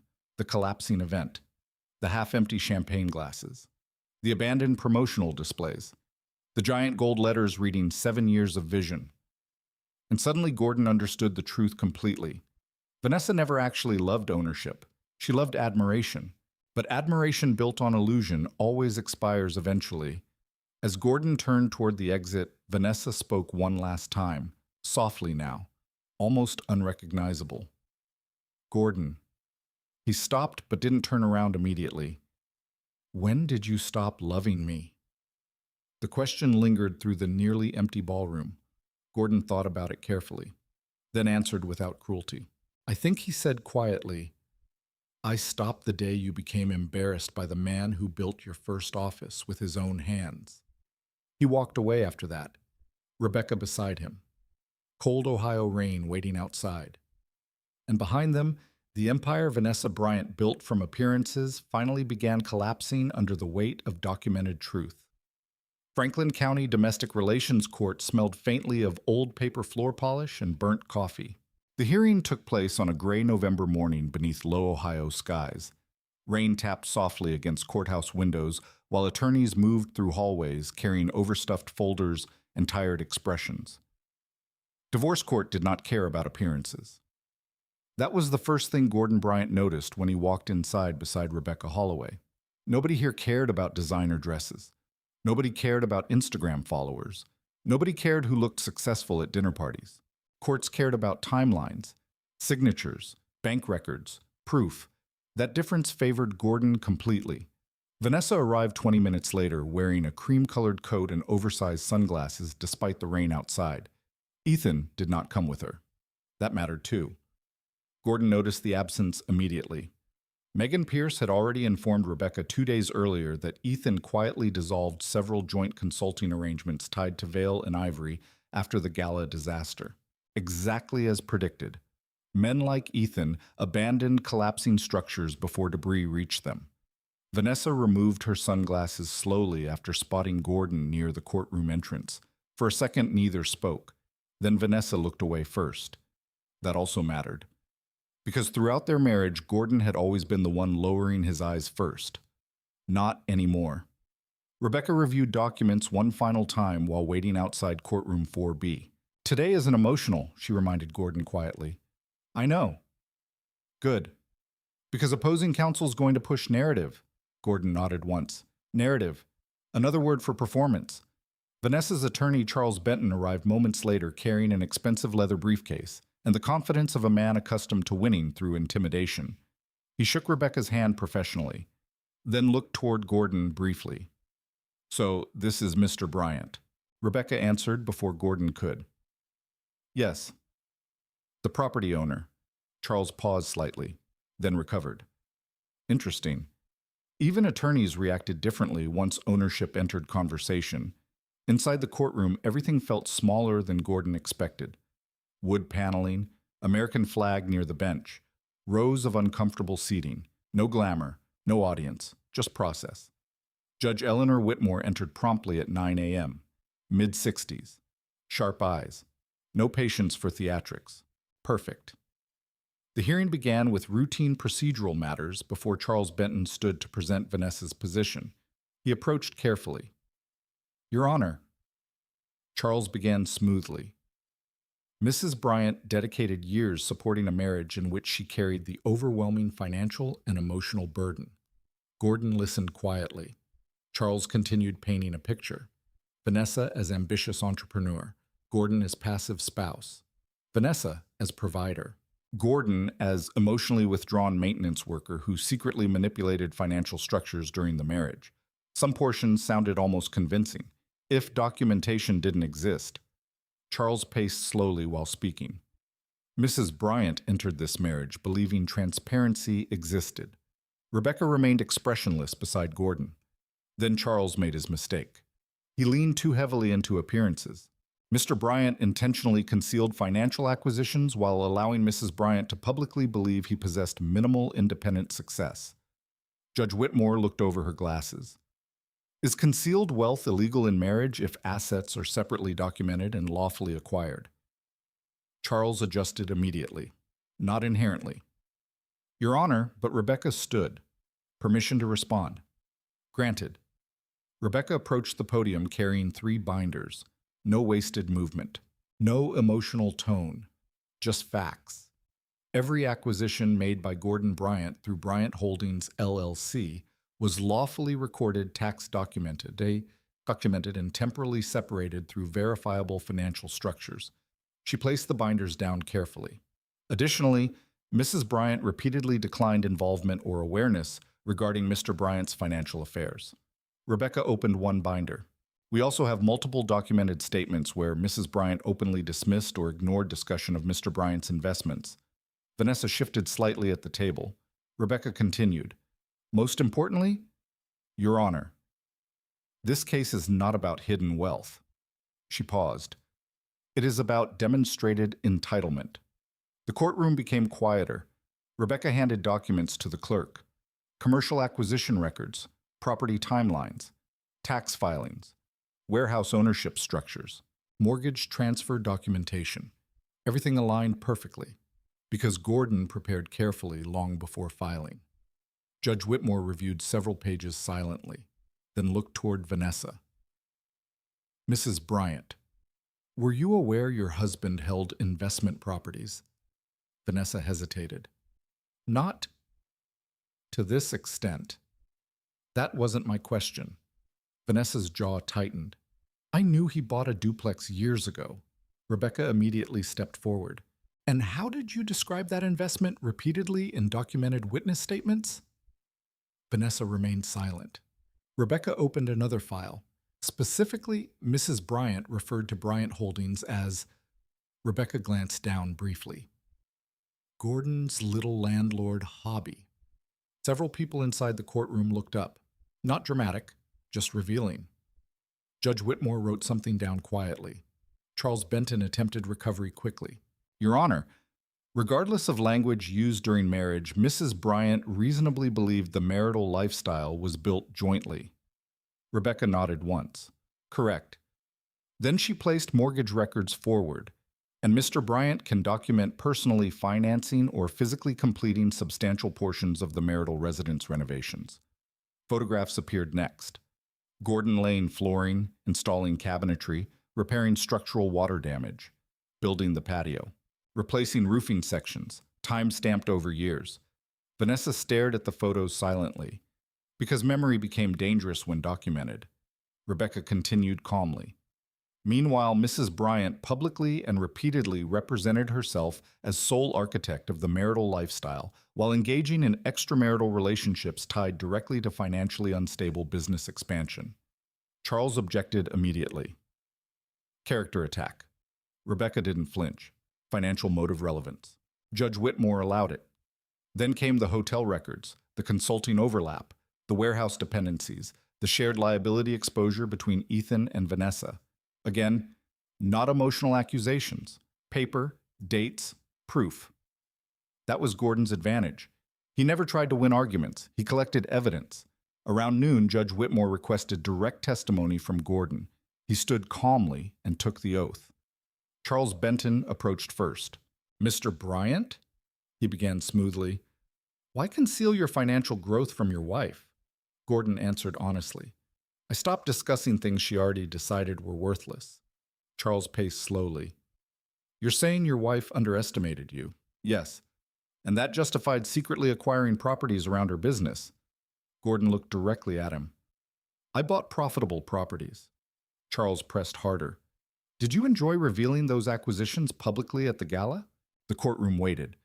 Gordon thought carefully before answering. No. Charles raised an eyebrow. No. Gordon shook his head once. I would have preferred she respected me before it became public. Silence followed that answer, because it sounded real. Not strategic. Real. Charles tried again. Did you intend to financially trap Mrs. Bryant? No. No. Then why acquire the warehouse and mortgage note? Gordon answered immediately. Because unstable debt eventually affects everything connected to it. Judge Whitmore looked interested now. Gordon continued calmly. I spent years fixing structural failures for a living. You learn small, ignored problems eventually become expensive emergencies. Nobody interrupted him. For a long time, Gordon said quietly, I thought the marriage worked the same way. Even Charles Benton stopped pacing after that. Vanessa looked down at the table. Not crying, not angry, just confronted.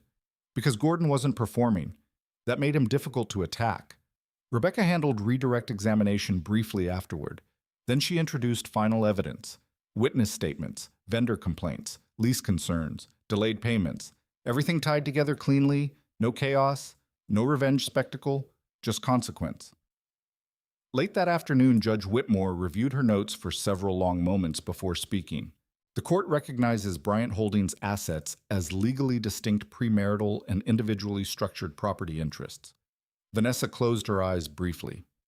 Judge Whitmore continued, the court also notes a significant pattern of financial recklessness tied to Vail and Ivory expansion activities. Charles Benton requested reconsideration language immediately. Denied. Then came the final blow. Judge Whitmore looked directly at Vanessa. Mrs. Bryant, did you ever meaningfully review the financial structures surrounding your husband's investments before dismissing them?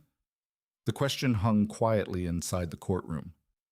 Vanessa opened her mouth slightly, then closed it again, because there was no answer that could save pride anymore.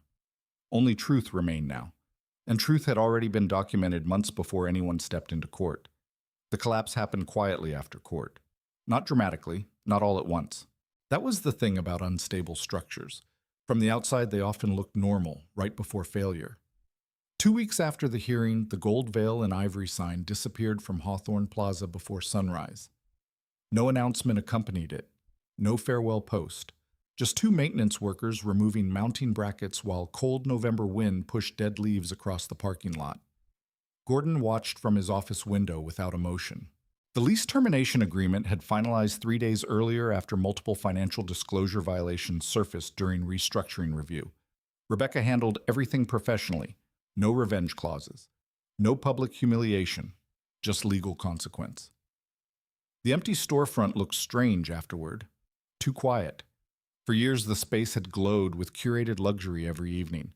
Now only blank walls remained beneath fluorescent cleaning lights. Around 9:30 a.m., Gordon walked across the plaza carrying a clipboard and maintenance reports. A former veil and ivory receptionist named Kayla sat outside the vacant unit smoking nervously beside cardboard boxes. She stood quickly after seeing him. "Mr. Bryant." Gordon stopped. Kayla looked embarrassed. "I just wanted to say, I didn't know." Gordon nodded once. "You don't need to apologize." Kayla hesitated. "Vanessa always said you didn't care about the business."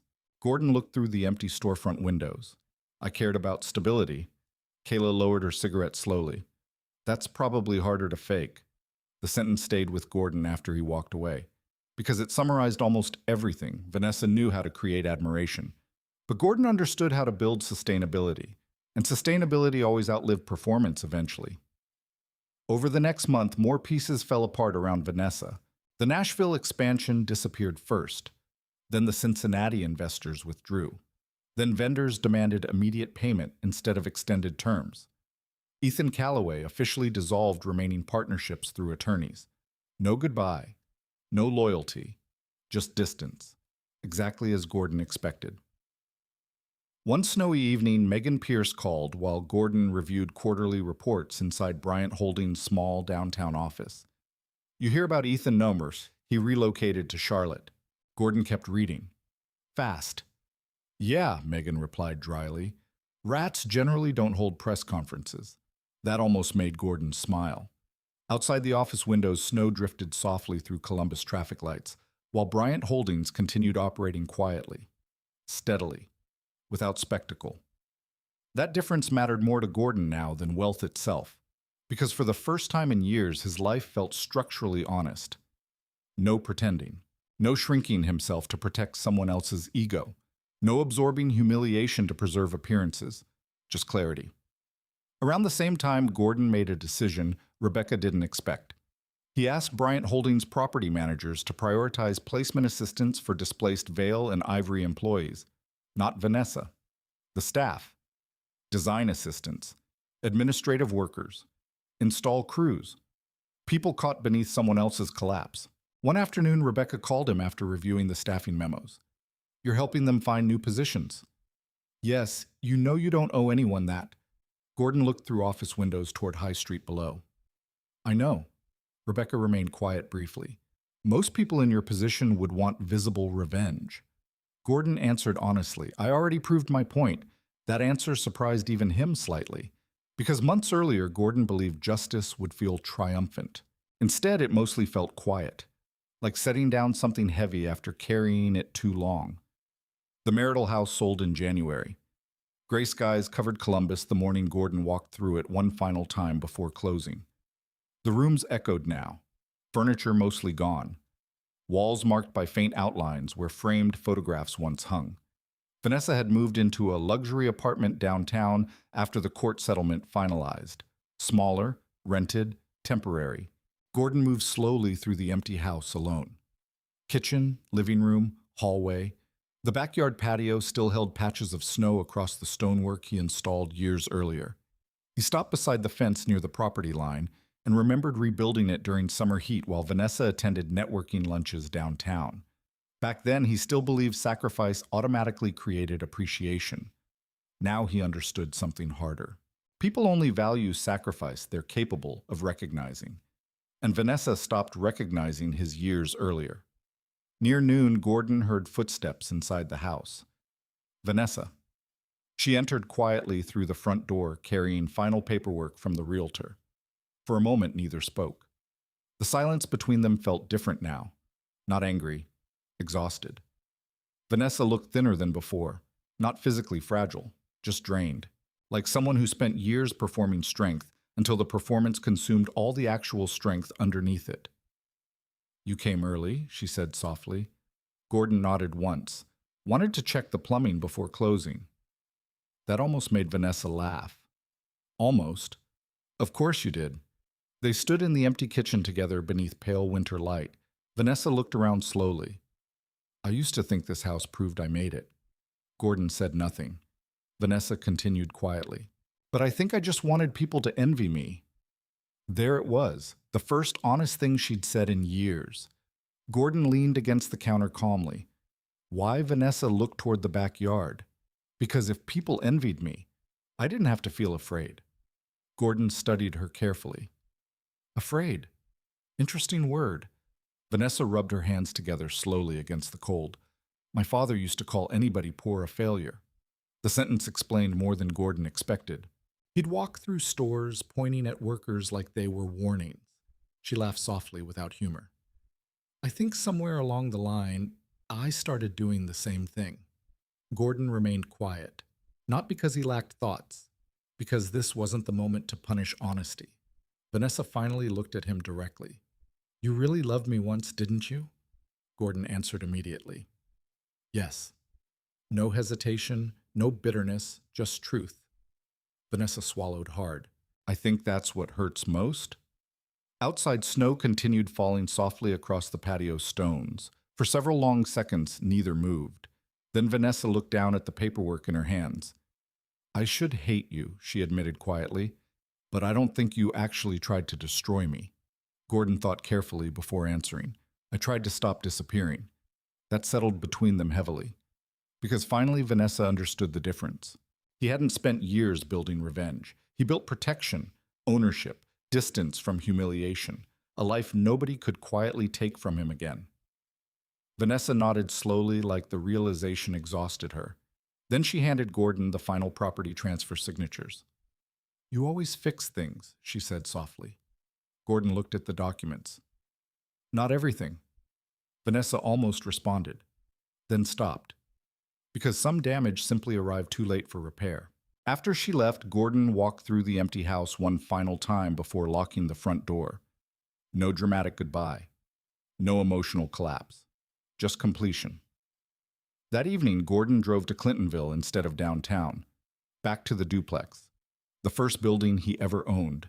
Snow covered the sidewalks while warm yellow light glowed from apartment windows upstairs. A tenant waved while carrying groceries inside. Ordinary life. Stable life. Gordon stood in the parking lot for several minutes listening to distant traffic and furnace vents humming against winter air. This place changed everything, not because it made him rich, because it taught him something fundamental. Ownership begins quietly, usually before anyone else notices. His phone buzzed once. Rebecca Holloway. Everything finalized. Congratulations. Gordon stared at the message, then typed back slowly. Thank you for helping me stay calm. Rebecca responded almost immediately. You already were. Gordon put the phone away afterward and looked up at the duplex windows glowing against the Ohio snow. For years, Vanessa believed Gordon Bryant was standing still. The truth was much simpler. Quiet men sometimes move so steadily that people only realize the distance after they're already gone. 1 year later, Gordon Bryant's mornings became quiet again. Not lonely. Quiet. There was a difference. At 5:45 every morning, he woke inside a modest brick house in Clintonville, 3 blocks from the duplex that started everything. The place was smaller than the old marital home by more than half, but Gordon liked it immediately when he first walked through it. Solid foundation, good plumbing, large workshop garage. Enough. That word mattered more to him now than impressive ever did. Winter sunlight filtered softly through kitchen blinds while coffee brewed beside neatly stacked paperwork from Bryant Holdings. No luxury furniture, no staged decor, no rooms designed for photographs. Just clean space, functional space, honest space. Gordon preferred it that way. Bryant Holdings continued growing steadily across Columbus. Not explosively, steadily. Gordon avoided flashy expansion the same way careful builders avoided unstable foundations. He purchased practical commercial units most investors ignored. Family restaurants, small warehouse spaces, neighborhood retail strips, auto repair buildings. Nothing glamorous. Everything profitable. By spring, Bryant Holdings owned 12 income-producing properties across central Ohio. Yet Gordon still drove the same old Ford F-150, still wore work jackets, still inspected buildings personally. His employees noticed that first, especially the newer hires. One morning, a 26-year-old property analyst named Lucas stared in confusion as Gordon repaired a leaking pipe beneath a tenant sink at one of Bryant Holdings' smaller strip centers. "You know we can call maintenance for that, right?" Lucas asked carefully. Gordon tightened the pipe fitting. "We are maintenance." Lucas laughed uncertainly. "No, I mean, you own the company." Gordon wiped his hands with an old towel. "And the pipe still leaks." That answer spread quietly through the company afterward. People respected Gordon because he never treated work beneath him. That became part of Bryant Holdings' culture eventually. No pretending, no performance, just competence. Rebecca Holloway noticed the difference too. She occasionally handled commercial legal matters for Bryant Holdings after the divorce finalized. One afternoon, she visited Gordon's downtown office to review lease negotiations for a restaurant acquisition near German Village. The office surprised her. No luxury furniture, no oversized executive desk, no ego. Just organized files, property maps, coffee stains, and practical equipment. Rebecca looked around slowly. "You know," she said, "most people who win the way you did turn insufferable." Gordon reviewed lease summaries calmly. "I didn't win." Rebecca raised an eyebrow. "No." Gordon shook his head once. "I just stopped losing myself." Rebecca remained quiet after that, because she understood the difference. Outside the office windows, Columbus moved through another rainy afternoon while Gordon signed approval paperwork for a reduced rent lease program Bryant Holdings quietly started 6 months earlier. Rebecca noticed the documents. "You're lowering rates for startup tenants. Some of them. That costs you money." Gordon looked down at the applications. One family-owned bakery, a mechanic shop, a bookstore run by 2 former teachers. "Not everything valuable grows fast," he said quietly. That philosophy guided almost every decision now. Meanwhile, Vanessa Bryant slowly disappeared from the circles she once controlled. Not dramatically, gradually. The internet forgot quickly. Investors moved on. Influencers found new people to photograph beside rooftop cocktails. Veil and Ivory no longer existed except for an inactive website and old tagged photos buried beneath newer trends. Gordon heard occasional updates indirectly through Columbus business networks. Vanessa worked freelance consulting now. Smaller projects. Independent contracts. No staff. No showroom. No Ethan. Ethan Calloway, according to Megan Pierce, lasted less than 8 months in Charlotte before another partnership collapsed under debt exposure. Again, predictable. People built entirely from appearance eventually ran out of surfaces to stand on. Late one November afternoon, nearly 2 years after the gala, Gordon stopped at a grocery store near Upper Arlington after inspecting one of Bryant Holdings' newer retail properties. Cold air rolled through automatic doors while shoppers hurried through aisles carrying Thanksgiving supplies. Gordon grabbed coffee filters, motor oil, and sandwich bread. Ordinary things. As he approached checkout, he noticed Vanessa standing near the frozen food section. For 1 second, neither moved. Time did something strange in moments like that. Compressed. Expanded. Vanessa looked different now. Not ruined, just quieter. Her hair shorter, less makeup. No designer branding visible anywhere. She wore a dark wool coat and carried a grocery basket herself instead of ordering deliveries like before. Most importantly, she no longer moved like someone performing for invisible cameras. Gordon walked toward checkout calmly.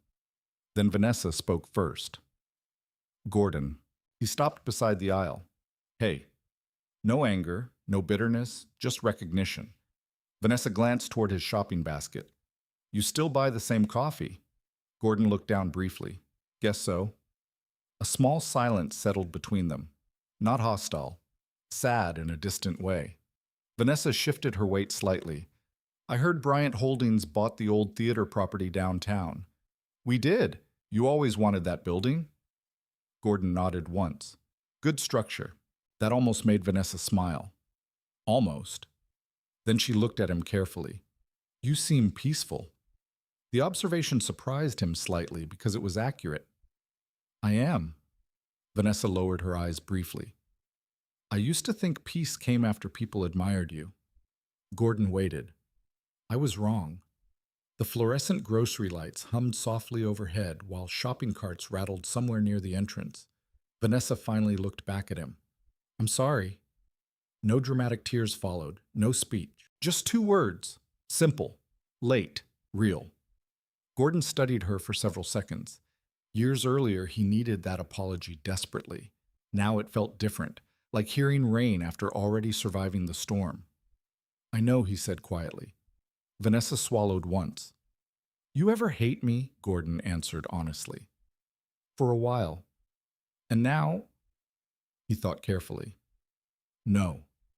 That seemed harder for Vanessa to hear than anger would have been, because hatred still connected people emotionally. Peace did not.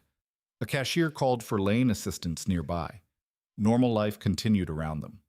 Finally, Vanessa nodded slowly. You were never small, were you? Gordon almost smiled. I was just quiet. Vanessa looked like she wanted to say more, then stopped herself. Maybe because some conversations arrived too late to change anything, or maybe because she finally understood silence properly now. Not weakness. Control. They walked toward the exit together before separating near the parking lot beneath drifting Ohio snow. Vanessa stopped beside her car door. I hope things stay good for you. Gordon nodded once. You too. Then he climbed into the old Ford F-150 while snowflakes gathered across the windshield. As he drove away through evening traffic, Gordon realized something unexpected. He no longer replayed old humiliations in his mind. No more dinner parties. No more insults. No more moments on ladders listening to Vanessa call him invisible. Those memories had finally lost weight.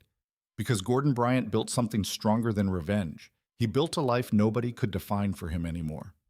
Later that night, Gordon stood alone inside the Bryant Holdings office after employees went home. City lights reflected across dark windows while heating vents hummed softly overhead. He walked slowly through the office, turning off lights one by one. Property maps, lease files, maintenance schedules. Real things. Built slowly, built honestly. At the front entrance, Gordon paused beside the glass doors and looked out over downtown Columbus, glowing beneath winter snow. For years, people believed Gordon Bryant repaired buildings for a living. The truth was simpler than that.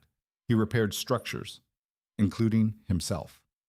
Gordon locked the office quietly and stepped into the cold Ohio night without looking back. And for the first time in many years, silence finally felt like peace instead of loneliness. Some of the strongest people in life are the ones nobody notices at first.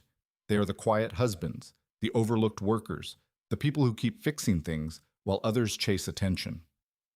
Gordon Bryant's story reminds us that real value is rarely loud. Patience is not weakness.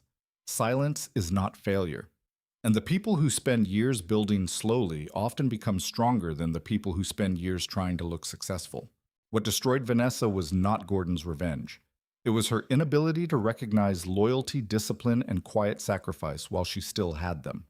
She mistook humility for lack of ambition. She believed appearances mattered more than character. But eventually, every performance reaches a moment where truth walks into the room carrying paperwork instead of emotion. Maybe this story hit close to home for some of you. Maybe you've been underestimated, ignored, laughed at, or treated like you were less important because of your job, your income, or your quiet personality. But never forget this, people who build carefully often outlast people who perform loudly. If this story meant something to you, leave a comment below and share where you're watching from. I'd love to know what part hit you the hardest. And if you enjoy powerful stories about resilience, respect, betrayal, and quiet comebacks, subscribe to the channel. Tomorrow's story might remind you why calm people should never be underestimated.